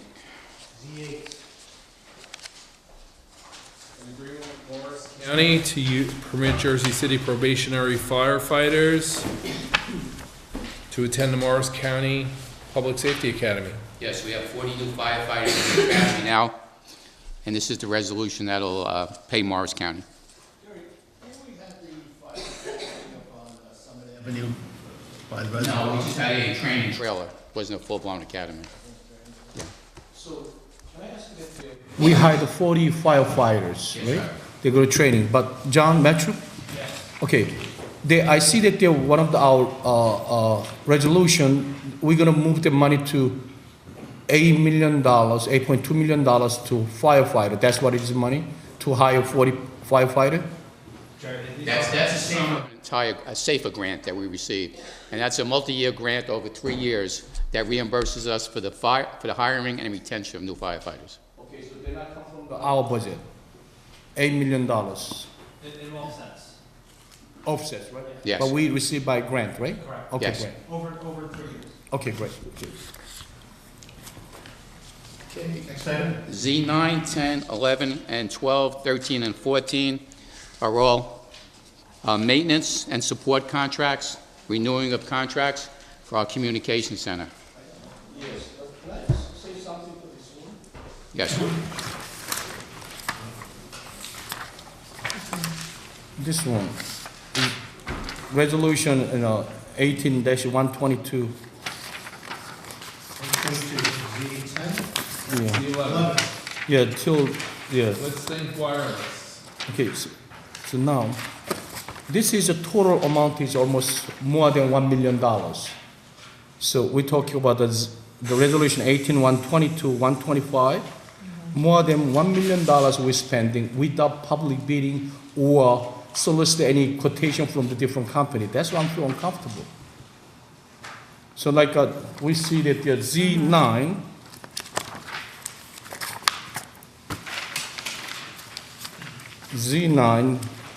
we're gonna have a contract of $230,000, but if you see that, without public bidding.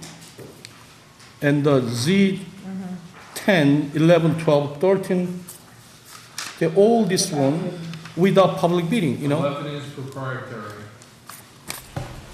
If it's proprietary software, no one else can bid on it, Councilman. Yeah. How about other one? Okay. So like 18-122.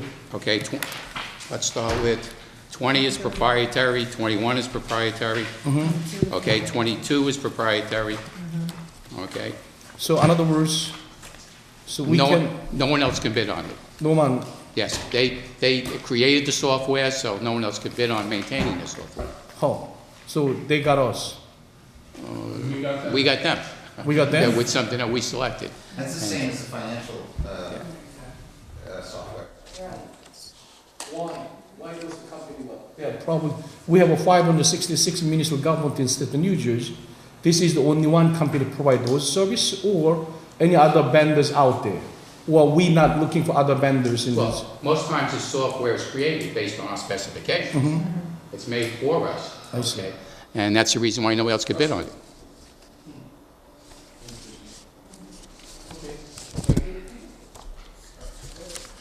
All right.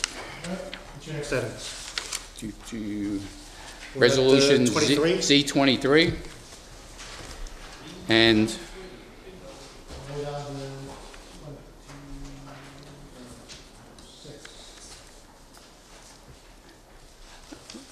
okay, Z23. That's a resolution authorizing award of a contract to Atlantic Ambulance Corps for EMT training for our firefighters. All our firefighters that have been hired over the last 3 years are now certified as EMTs. This company will provide the training for our 40 new firefighters. So how long does it take the training for EMT? I'm sorry? How long is that? 8 weeks. 8 weeks? So 8 weeks is how many hours per day? Well, 8 weeks, straight 8 weeks, or just? It's straight 8 weeks. Yes. Thank you. Yeah. All right, 24 and 25 are for turnout, fire and safety. One is for the purchase and delivery of personnel protection clothing not covered under state contract. Yeah, these are items that are not covered under state contract. Give you an example, protective hoods, pass devices, and for gym equipment that the firefighters use up at the training academy. And the last one was for gear bags. Under the new contract, we have to provide gear bags so that firefighters can transport their contaminated equipment in the gear bags. Z25. Correct. Any questions on those two? Next item, Z26. Z26, 27, and 28, again, a communication center.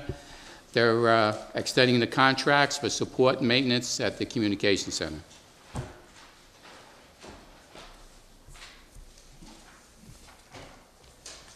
Okay.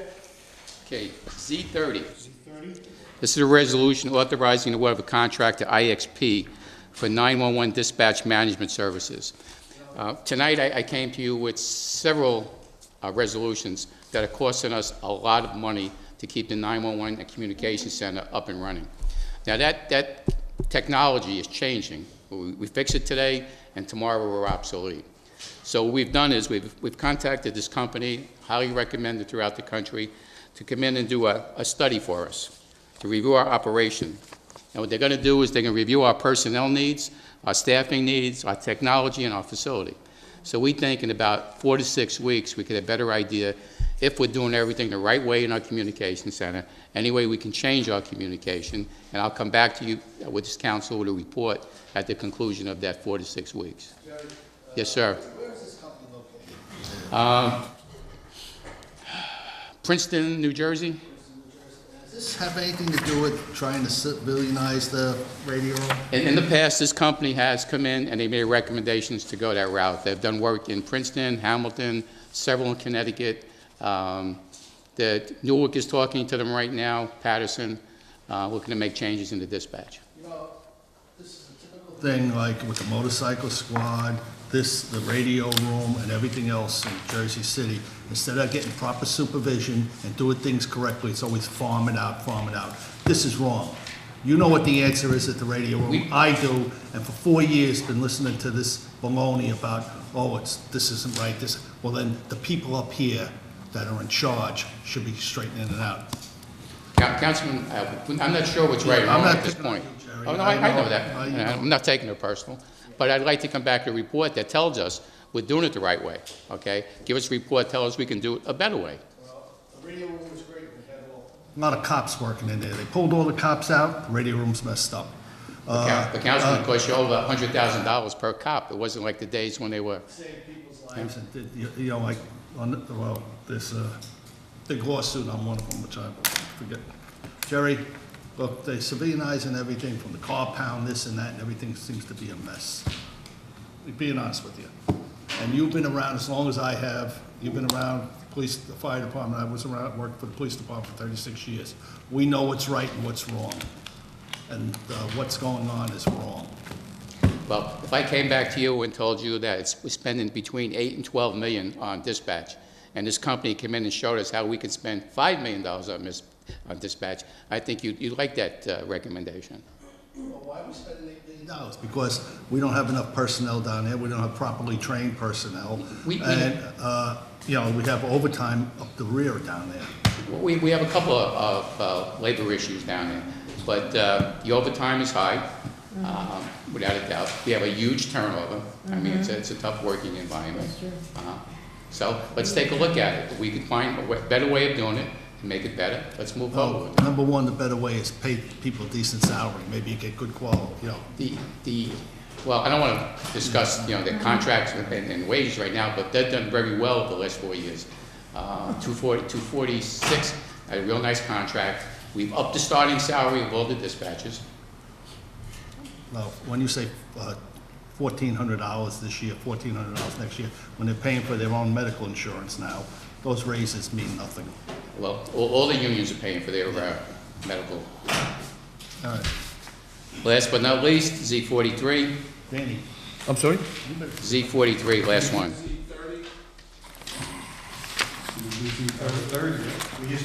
Which is Z30. I'm just gonna, just on Z30, just to follow up on what Councilor Bouchard said. Sure. So we'll come back with a report that will show where we are now, where the improvements can be, and what that cost looks like. And is that a cost based on kind of internal improvements, or are there multiple scenarios? So I'm guessing they're gonna come back with a model that says outsourcing, right? And then they'll come back with a model, will they also come back with a model of internal improvements and what that cost will look like for us? Well, I think it's going to be three-phased. Yeah. Okay, first we're going to look at, you know, technology. Do we have the right equipment there? They're going to look at our facility in general, okay? And then they'll look at our personnel needs. Do we have enough people? Should we have more people? Should we have less people? Are they scheduled correctly? When is this one due? When was this bid, or is there a deadline on this? There was no bid on it. Okay, we solicited quotes, and the project will take about 4 to 6 weeks. So my request, I'm concerned about this as well. So my request would be to have the contractor come in here so we can have a conversation with him about what we can expect to see come out of the report. Because we want to see improvements in the system as well. I mean, there's not, and how they're going to go about doing that, and we want to be sure we're on the same page with them, instead of spending $38,000 and figuring out they're moving in a direction that we don't really want to see it. Yeah. No problem. So, you know. Last but not least, Z43. Housing Authority has some vacant buildings on Montgomery Street, and the Fire Department will be utilizing those for training.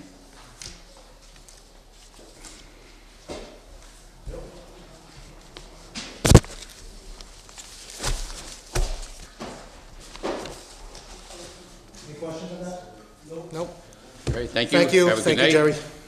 Jerry. All right, before we go from the top of, we have a couple of guests here who are here to speak on 3G. Gentlemen, if you'd like to step forward, it's Jason Kessler, right? 3G. Oh, is he, are you here for 3G? Yes. Okay. If you'll just introduce yourself and... 3G is an ordinance ratifying the approval of the sale of the affordable housing project located at 413, 419 Arlington Avenue, 750-766 Grand Street, and 6466 Harmon Street to Emmanuel Realty LLC pursuant to the limited dividend non-profit housing law, housing corporations or associations law, and 2, transferring and the transfer and assignment of the project's tax exemption. Might who you be, sir? My name is Andrew Kessler. I'm counsel for Emmanuel, the purchaser of... Yes. Counsel for Emmanuel, the purchaser of the property at the Arlington Grand in Harmon. This is a 50-unit HUD programmed building in which HUD application and assignment from the prior owner, Arlington, to Emmanuel was filed with HUD and filed with the Registrar of the Deeds as a HUD program. Notification of the transfer was made to Jersey City Redevelopment, and they provided documentation on the transfer back to us of compliance with all the programs by the prior owner, so we could pick up and continue as assessor this HUD program, which we are doing.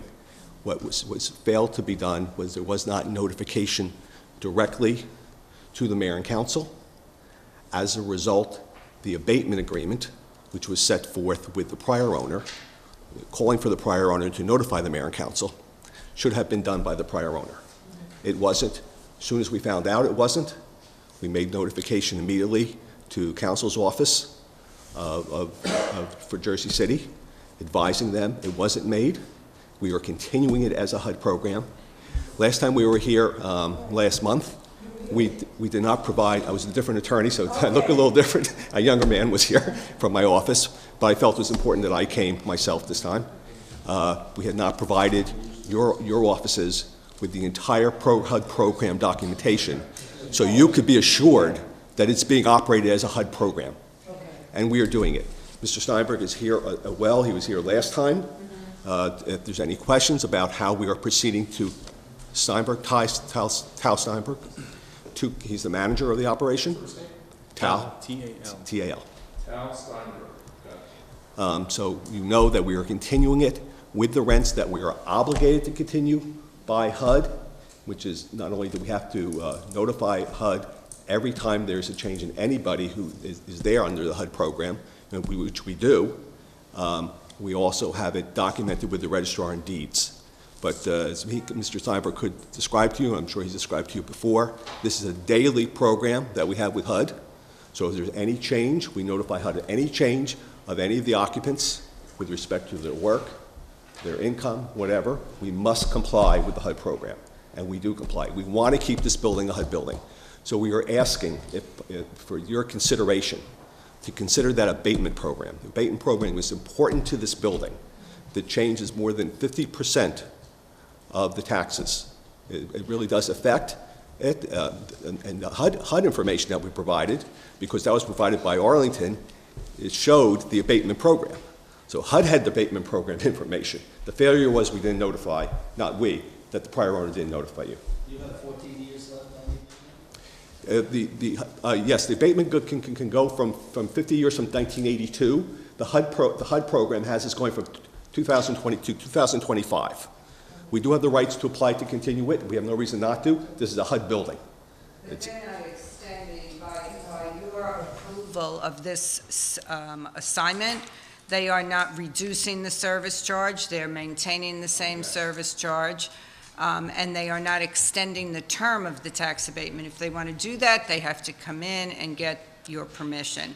What they are doing is, they should have come beforehand, and part of the reason they would have come beforehand is so that you could be assured that they would be continuing the program, that they wouldn't be doing some other kind of program, that there would be affordable housing there, that the rents would continue to be guided by HUD, and that the occupancy would be continue to be guided by HUD regulations. That would be ordinarily what you would be doing.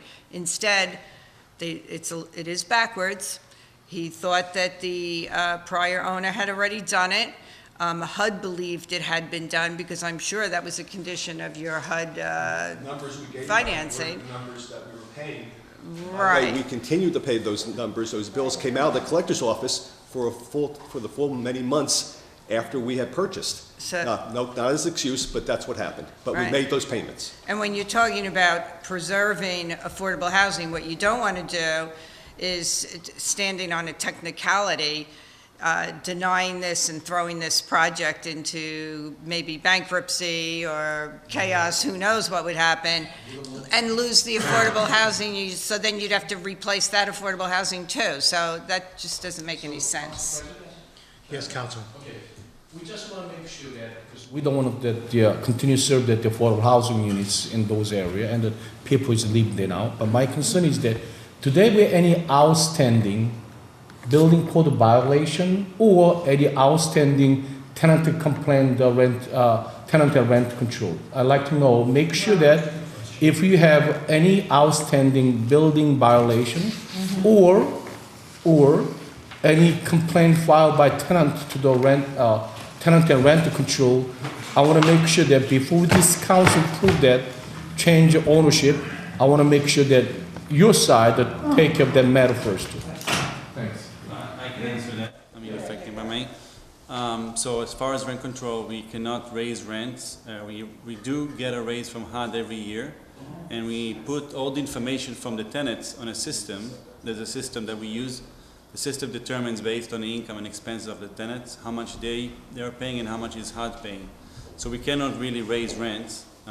We get once a year, we get an increase from HUD. They're not subject to We're not- Jersey City rent control. They don't have to be. They answer to someone who's even stricter, which is HUD. So we have no complaint because everybody's paying the same pretty much. One bedroom and a two bedroom.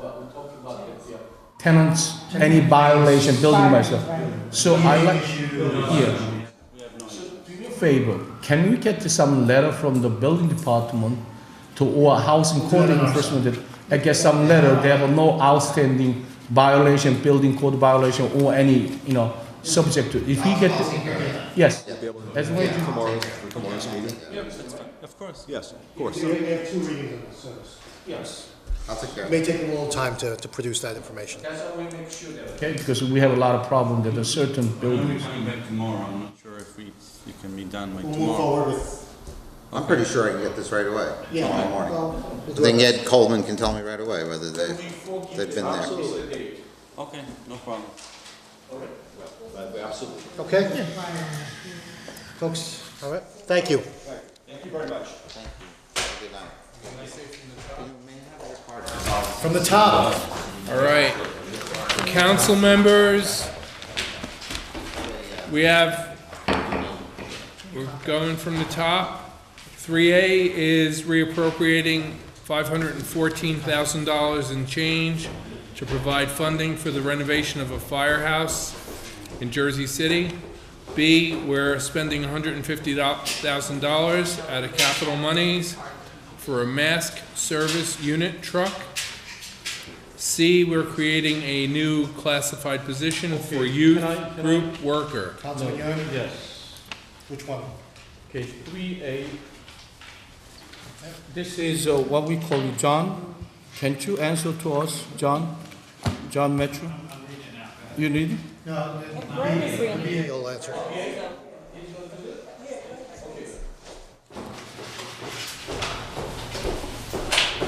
What's your question, Councilman? Yeah. This is like a capital improvement surplus, right? You're talking about B, right? You're talking about B, yes, this is coming, the capital surplus. A. A or B?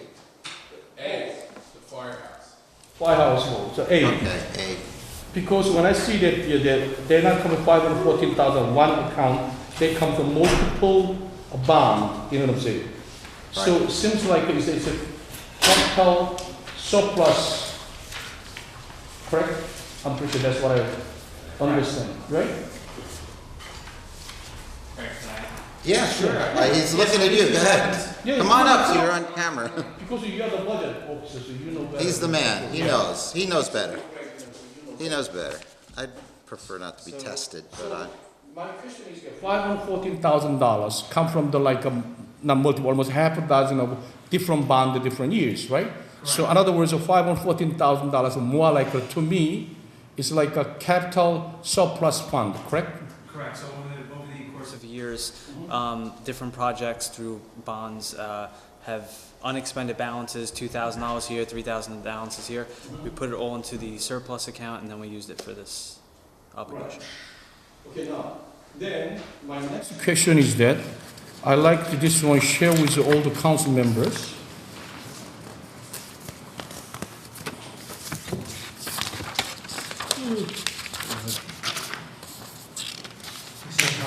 Yeah, John, you can look at it. This is what it is.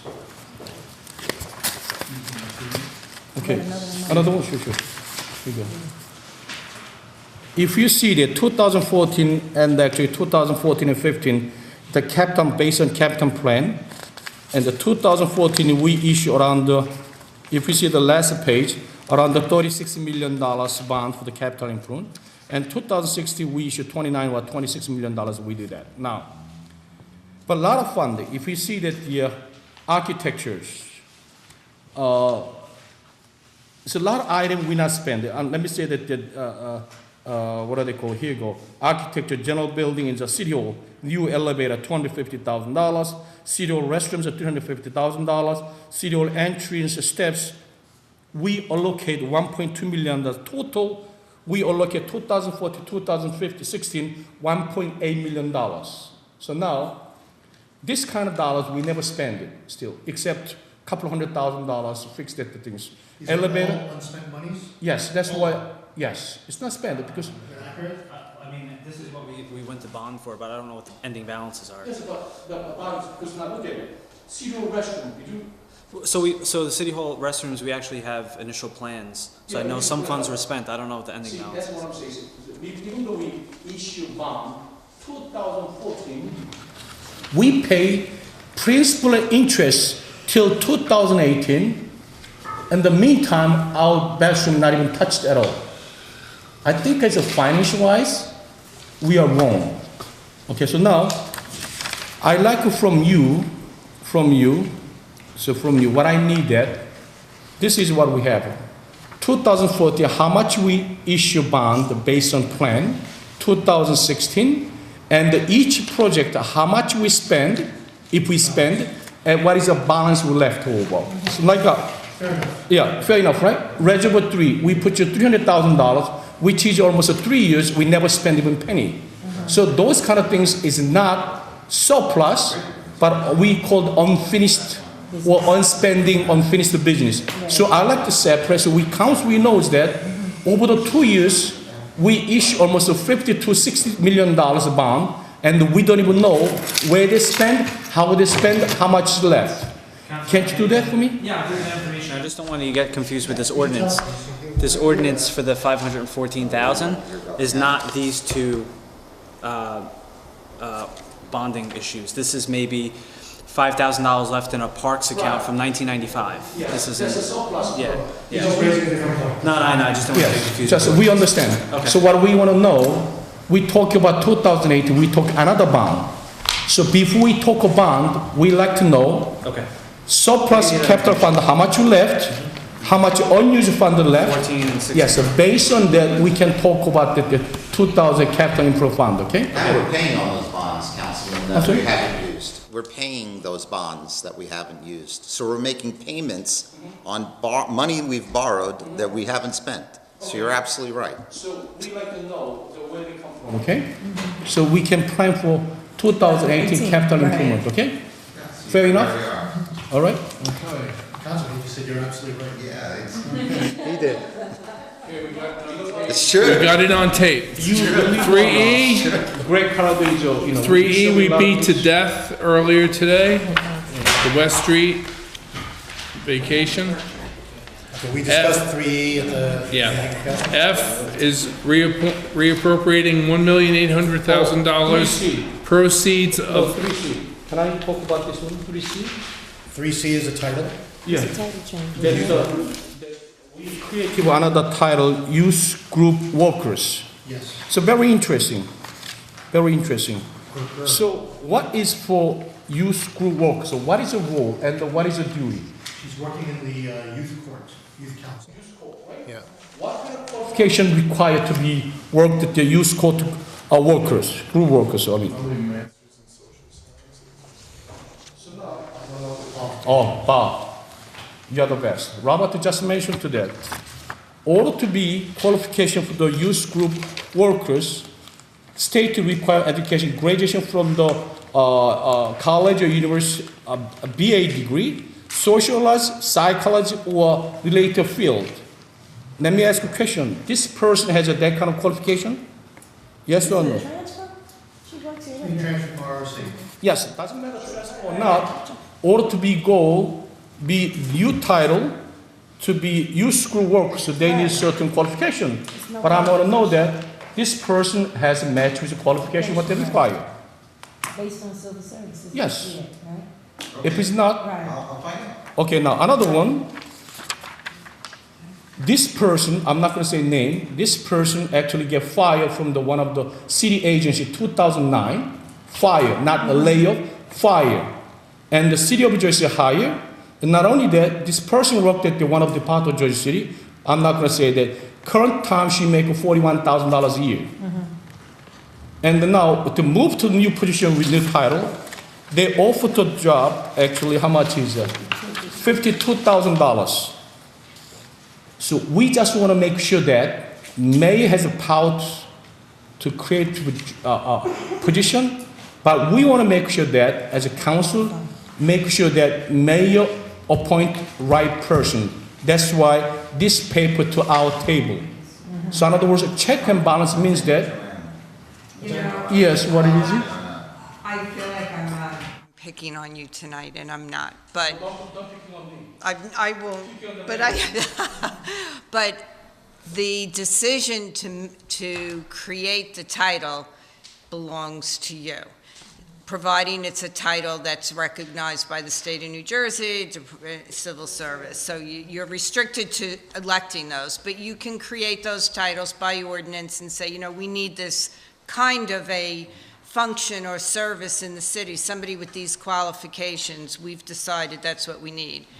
But the council does not get to select who fills the employees. You don't get to make that selection. So the only people you can hire are your own aides, and you can obviously, set salaries for some people. You get to approve some appointments that the mayor recommends. I can't even think of one position that the council directly appoints to that the mayor isn't permitted to at least nominate. So that's really not your within your authority. So now watch it this way then. This council should be not create a job title till mayor recommend the right person. Well, what do you mean? That could be very easily changed, though. I mean, I think you can ask the question, certainly, that's, your prerogative. Well, we get the information but about her background and her qualifications. Yes. Since you have somebody in mind, but. Qualified, then the council can vote against it, correct? Right. Vote against the title. Right, the title, not the person, but the Right, title. No, but I'm just once saying, the to bring his title's point. created, who fills it, and whether it gets, somebody gets transferred somewhere else, or they leave, and then it gets filled, you have a vacancy, you're not gonna control the hiring is the point. Hypothetically, I'm just making this up. The administration could create the title without a person being dedicated to that Yeah, position. it could be empty. And so, And this could be very well the result of a desk audit by the Department of Personnel for the state of New Jersey. Right, that says The state of New Jersey, this function, not the function you say they are. aid to the the mayor, point is to taken. So mayoral aid. it's being presented with a Right. specific individual and title associated with the title, so the councilman is asking for Yeah, Yes. qualifications. qualifications. That's Yes, it. Council President? Yeah. This is what it is. If law department or municipal court need that youth group workers, so maybe they ask us to create a title, we got no problem with that. But unfortunately, title is a person employee name and the pay, but now next question is that we create job, not nepotism, just create a job for the so-and-so. We don't want those things happen in this city of Jersey City. I think I'm not the only one. All the council members have the same feeling. So, mayor come up this actually ordinance without person's name or whatever is that, then more this council feel comfortable. But now they create a job as a person, maybe she's qualified, maybe she's not very disqualified the job, and the job pay increase of $41,000 to $52,000. I think it's not right. So Let's find out. Let's not, so The council a resume for everyone who's hired in the city. So I don't think that's gonna happen either. folks, Councilman Rivera. Question, I get what Councilman Union is saying, but legally, can we get in trouble for a statement like she used to work here in 2009 and then she was fired? Can we? there's public information on the newspaper. I mean, even though we don't say, I'm not gonna say the name, but it's a public information, so I don't. Is that could be a problem? I don't know who you're talking about, so that's the good news. Maybe there's a lot of other people who won't know what you're talking Let's about. refrain from trying to describe it directly. Let's just get the qualifications for the person who's filling this position. I'll give you the qualifications, but I don't think we're gonna provide resumes for everyone who gets hired. Not everyone. This is just, there's a particular ordinance being presented to the council person's asking Let's for. move on to F then. It's reappropriating $1,800,000 proceeds of obligations not needed for their original uses in order to provide for various capital improvements in the city of Jersey City. What is he talking about? F. We just did. So now 3F. 3F. This money goes to what? City of Annex building, right? Yes. Okay, now.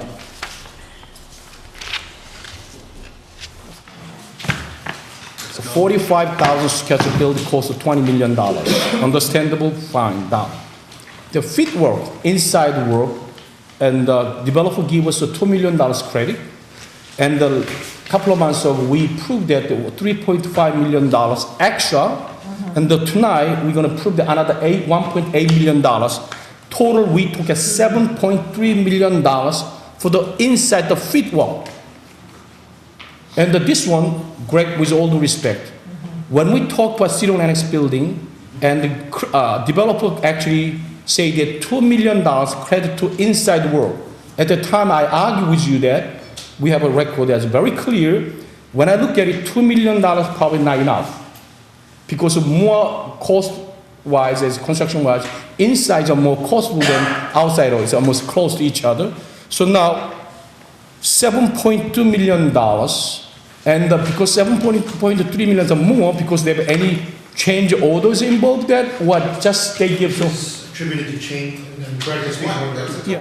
There's a couple items in this. Okay, good. Now, but just to frame this discussion, this is to appropriate some monies towards that. There are several items that will be paid for this. Those items will come to the council in the second reading, where we will present you with the resolution and what was spent and why. So at this meeting, I don't have that for you because you're not voting on the spending of it. You're just getting the monies ready to spend it. So the Corporation Counsel's office actually was Bovany suggested that we don't put the resolution on now because you couldn't approve it, because there's no monies to approve the payment. So it's a two-step process. So that's why I think all the questions you just asked are great, and we should go in very detail so that especially the new council members, can know what happened and the discussions we had. So I'd ask you a favor that you'd leave those discussions for the second reading. Vote for introduction. You don't agree, don't, vote it down. But to answer your question, so you don't leave unanswered, there are three major items in the 1.8. One is 1.1 million to finish the fit out that you described accurately. The fit out is 1.1. There is about 1.1. There is about 300 to 400 in IT, because we're buying new PCs. So Bernadette is buying new computers to put in the building. And the other is the security cameras. There'll be turnstiles, so employees will swipe to get into the building. There's an X-ray machine, very much like downstairs, where there'll be a policeman and a security guard. There's crash doors all through this building to get out, in a fire, so they all have to have alarms on them. There'll be cameras all around them that will be attached to our CCTV system. So those two items are not about the building fit out. But your question should be answered, and I'm happy to answer them. And I'm going to put together a thing so you can go through it and you'll get it way before the meeting. In fact, I promise I'll get it to you before the end of the week. And then you can take that apart. Total fit wall is $7.3 million, so we like to have some idea. The whole thing. Okay. I'll go right from the beginning, because there's some council members who weren't here. Yeah. Didn't vote on the building. Great. So, Yes. so the initial budget for the annex, we're basically saying it wasn't enough, and now we have to substitute. Right. That's right. Additional That's right. monies. There were changes in the design after the council approved the building. So just for an example, and I'll do a longer presentation next meeting, but for example, the big lobby that's part of the building, it's all glass. That didn't exist when the council approved the building. It was going to be facing the shopping center, and it was going to be a very small one, where there'd be no waiting room in it at all. And planning came up with the idea that, you know what? Don't put the lobby in the parking lot. Put the lobby out right on MLK where everyone can see it. And that's where the two-story lobby came in. I don't know if you've been in the building yet, but please tour it. So, It's great. but once think about that used to be all office space. But now you put a lobby there where the office used to be. So now it changed all the insides. Most of the So, change good orders are not a example. result of poor workmanship or anything like that. It No. has to do with changes that the city made after the initial approvals We'd like to see it as an and so improvement. forth. So, Because in the past, the city has designed buildings. We designed a city hall annex we spent $2 million on it, Councilman. You would love this. Yeah. We spent $2 million to design a city hall annex behind the medical center. And what we got was, we hired the architects, we went out and we designed it all the way to the finish. We got a bunch of paper this thick, and then we decided not to build it. So we had $2.3 million we didn't use. We just threw it away. So with this building, we wanted to make most of the interior design after it. I don't want to hear that. Yeah, I know you didn't. No one wants to talk about that. No one wants to talk about it.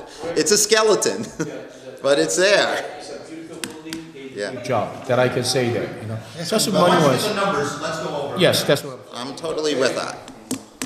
Let's go to resolutions then that are undone. Wait, it wasn't on your watch. No, it was not. You wouldn't do that. Yeah, for the record, that was not on this council's watch. 2008. We have Tracy's the court reporter. The first is a walk-on. It's just 2 pages. Well, you asked me for 15 copies. I made 15 original copies for you. Which of the items? Which of the items? So that one doesn't have a number, but I have, Let me, after Joe Yeah, so it'll be 10F. 10F. This is for tomorrow's Valentine's Day party. Yeah. 10F is accepting a gift from Lisa for chocolate for the season. What's your other item? Could you take one? 10W. Take that, 10W. pass it down. You've already done that. A resolution recognizing here January you go, Mary. 23rd is Maternal Health Awareness Day. Pass this all the way down. No questions there? Yeah. Maternal Health Awareness Day? Z2 Z2. is a resolution to accept a grant from the Family Health Initiatives and the execution of this grant agreement. Yes, everything. The whole thing goes. Go all the way down. Any questions on this? This is a 2-year grant, essentially. Okay. No questions on 10 Rich got one? Z2. No. Okay. Next item? Z3. I'm not even keeping up with this while I do this. Okay. Z3 is a resolution accepting a grant from the Conservation Fund. This is a grant to help purchase a new Meals on Wheels vehicle. The cheat coverage. New Meals on Wheels vehicle. Any questions on 10Z3? Hearing none. We're moving on. And then the Z36. Z36. It's kind of reissuing the Dr. Owuso's contract. He's the baby well visit doctor and does the immunizations. Yeah. Okay. Any questions? None. Next item? Okay, and the next item is the walk-on. The walk-on, 10Z45. Yeah. Which is? There is some miscommunication with the budget office of the clarity of the 25% match with the city. It's a correction. It's a correction. So you passed this in December 13th meeting, where the match, there was a full match. The budget office would like the match to, there's additional costs that will come onto the operational budget of the health department that'll just then be offset by CSBG. But for the nuance of the audit, I needed to reissue the resolution. So the last resolution did not include the match, is that? The last resolution included a match of how my department interprets 25% of a whole versus 25% of the grant. It was less than previous. The match was actually more in the previous one, what they've done, yeah. Essentially saving money. I'm not, the appropriations are, yeah. Becomes direct cost to the city. Okay. And then can I just, so I'm late because I was just at the first meeting with the Veterans Committee to talk about some of the things that both Councilman Boggiano and Rivera brought to my attention of sort of the need to expand Veterans Affairs work. So having gotten told a lot of things over the last 2.5 hours, I hope to see an ordinance on the council agenda next council meeting. So if you're not aware, there's been a lot of difficulty with the Veterans Affairs Director to be able to do work here in the office because he doesn't have private space. And we just got a lot of feedback from veterans organizations across the county and the state about how we should really energize that work. And so we hope to bring them over to the annex. Yeah, right, exactly, yeah. That's good. I was glad you were looking at me. So you're going to transfer that whole department? Because there's only one person, Well, correct? there should be There's a no division. place. So you're reorganizing? Yeah, there's also no place for privacy, so if you have a veteran with, Yeah. You're reorganizing So mental health? we would like to reorganize them under human services so that it makes sense to move them over to the annex and think globally about sort of expanding this office a little bit to have more across the decades support for new vets and some of the issues that they're dealing with. I've gone to everybody in this administration, and nothing's been done. Okay, Yeah, well. Council. It won't cost any more money. No, we're not finished yet. Oh, okay. Just one item, Council, very simple. 2014, the city council passed one of the city ordinance about the fee schedule for the food vendors also. Yes. At the time, the city council actually put one exception for the fee for the war veterans, have waived any license fee for food vendors also. Yes. But one of the war veterans used to have that food vendor. The hot dog truck in front of your, right, that one? Okay. I think he's Washington Park. But because he had to pay $500 for the vendor, he had to give up because he doesn't make that kind of sense. So now, He wasn't a certified veteran, so this is something they talked to me about tonight, which there's some clarity on what I know is happening because it wasn't in my department and things that need to happen. There's just like we have a minority women-owned business certificate, many minority and women-owned businesses don't get that certificate because they don't know how to. I do believe that this is part of what the work of the diversity and inclusion is doing. And he must not have made that clear, but definitely any veteran and any person that's disabled, there is no fee. And he has an ID card for his permanent disabled veterans. And what else document he need? Or if we present his documentation, they're going to reinstate his food license, vendor's license. Sure, yeah. Okay, good. You So wanna take I'm, care of this, sir? yes, I'm going to make sure the time with you. Okay, good. All right, so let's, we have second reading ordinances. The one thing I just wanted to bring up is 4B.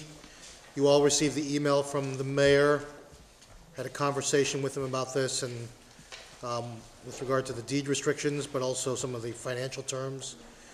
And so wanted to ask the city council how you would like to handle this. I personally prefer to table it than to, without public hearing. I don't personally like to vote against or vote down affordable housing. It's not a,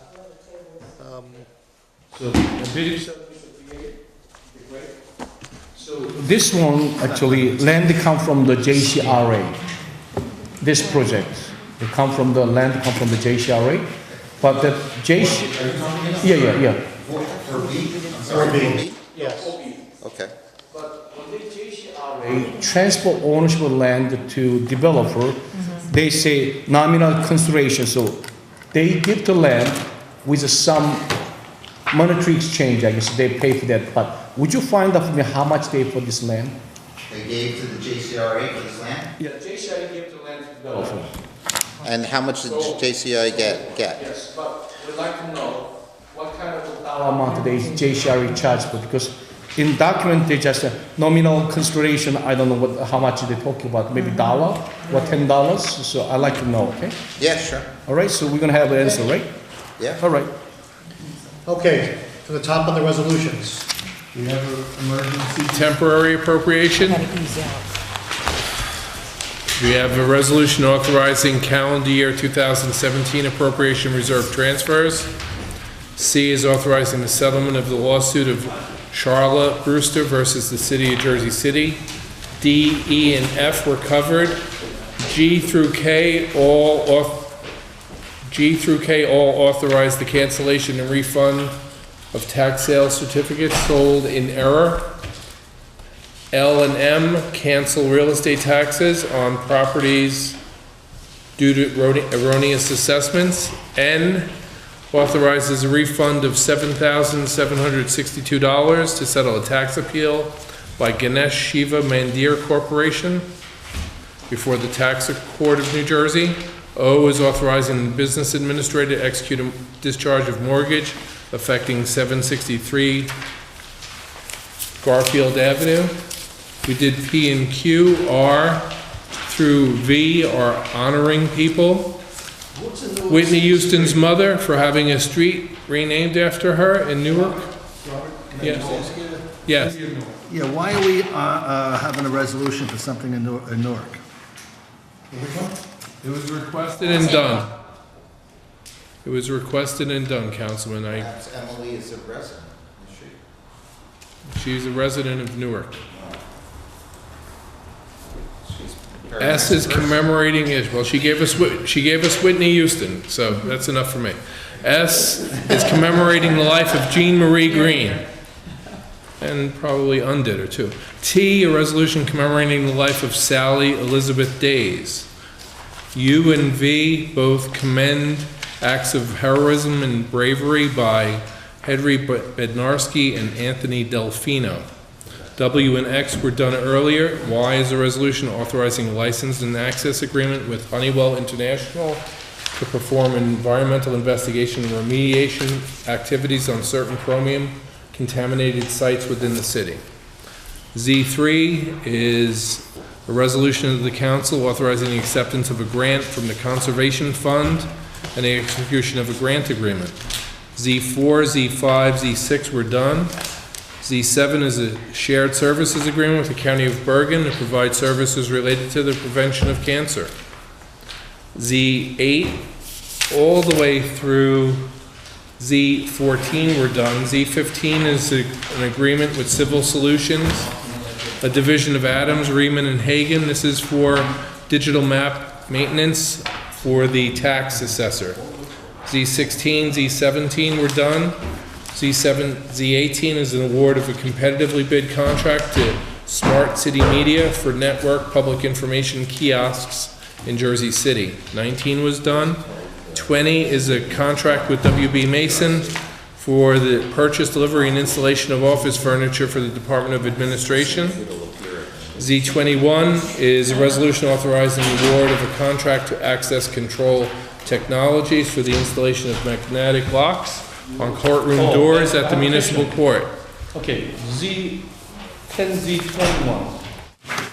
Magnetic locks. I just do some research, very interesting, because they printed the 6 magnetic lock in the courtroom, cost us like $22,000. So I just do some research. It's a figure. They're gonna print that the magnetic lock, called that the item numbers, and that the part number is M490DEP. This is a 1,600 pound that hold that things from. And this company, they charge to us $1,418. When I do research at the internet, like $500. Very expensive they charge. I mean, do they get there some kind of some price quotation other vendors? Even Jersey City has a beautiful lock company, is a very famous lock company, but when I look at it. So let's, if there's no urgency to this, can we have it withdrawn and have the municipal court come in to just explain their. Yeah, maybe it was done through purchasing. Or whoever. Yeah, so somebody have to explain to like a 500 magnet lock, we gotta pay $1,400. Not only that, we have to, they charge to a lot of different items, but anyhow, this is not a big deal, but still, every dollar count, you know. So they solicited 2 quotes. Yeah, solicited 2 quotes. Yeah, that's what it says in the resolution. They informally solicited 2 quotes. Well, So if there's not we an can urgency wait. to it, let's, Yeah, we can wait. We'll have Wendy come in to the next Yeah, meeting. absolutely. Let's do that. Absolutely. Okay, 22 through 30, we're done. 31 through 36, we're done. 37 is an agreement with Andrew C. Abrams to continue to serve as Chief Municipal Public Defender. Z38 is awarding professional services agreement to various attorneys at law to serve as public defenders in the Jersey City Municipal Court. You've got a list and a memo from my deputy, from Mr. Abrams. Z39 is amending and ratifying the reauthorization of a professional services agreement with Brack Eichler to represent Police Captain Thomas Cowan in the matter of Michael Lang v. the City of Jersey City.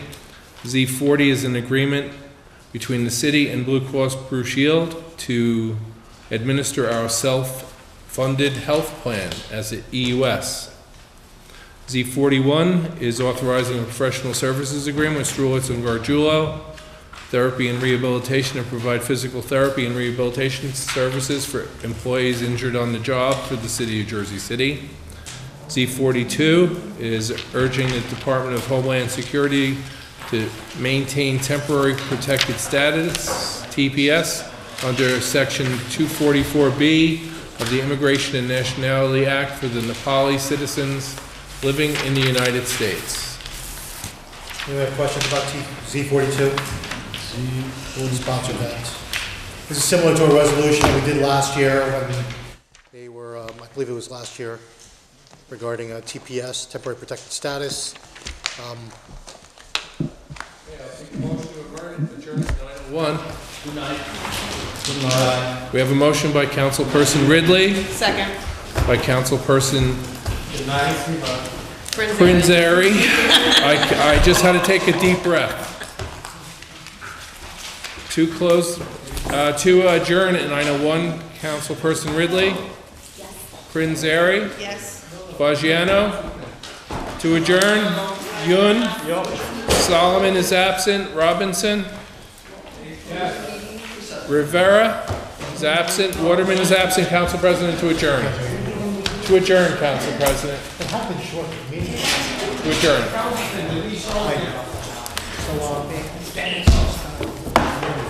It just wasn't as awful as it could have been.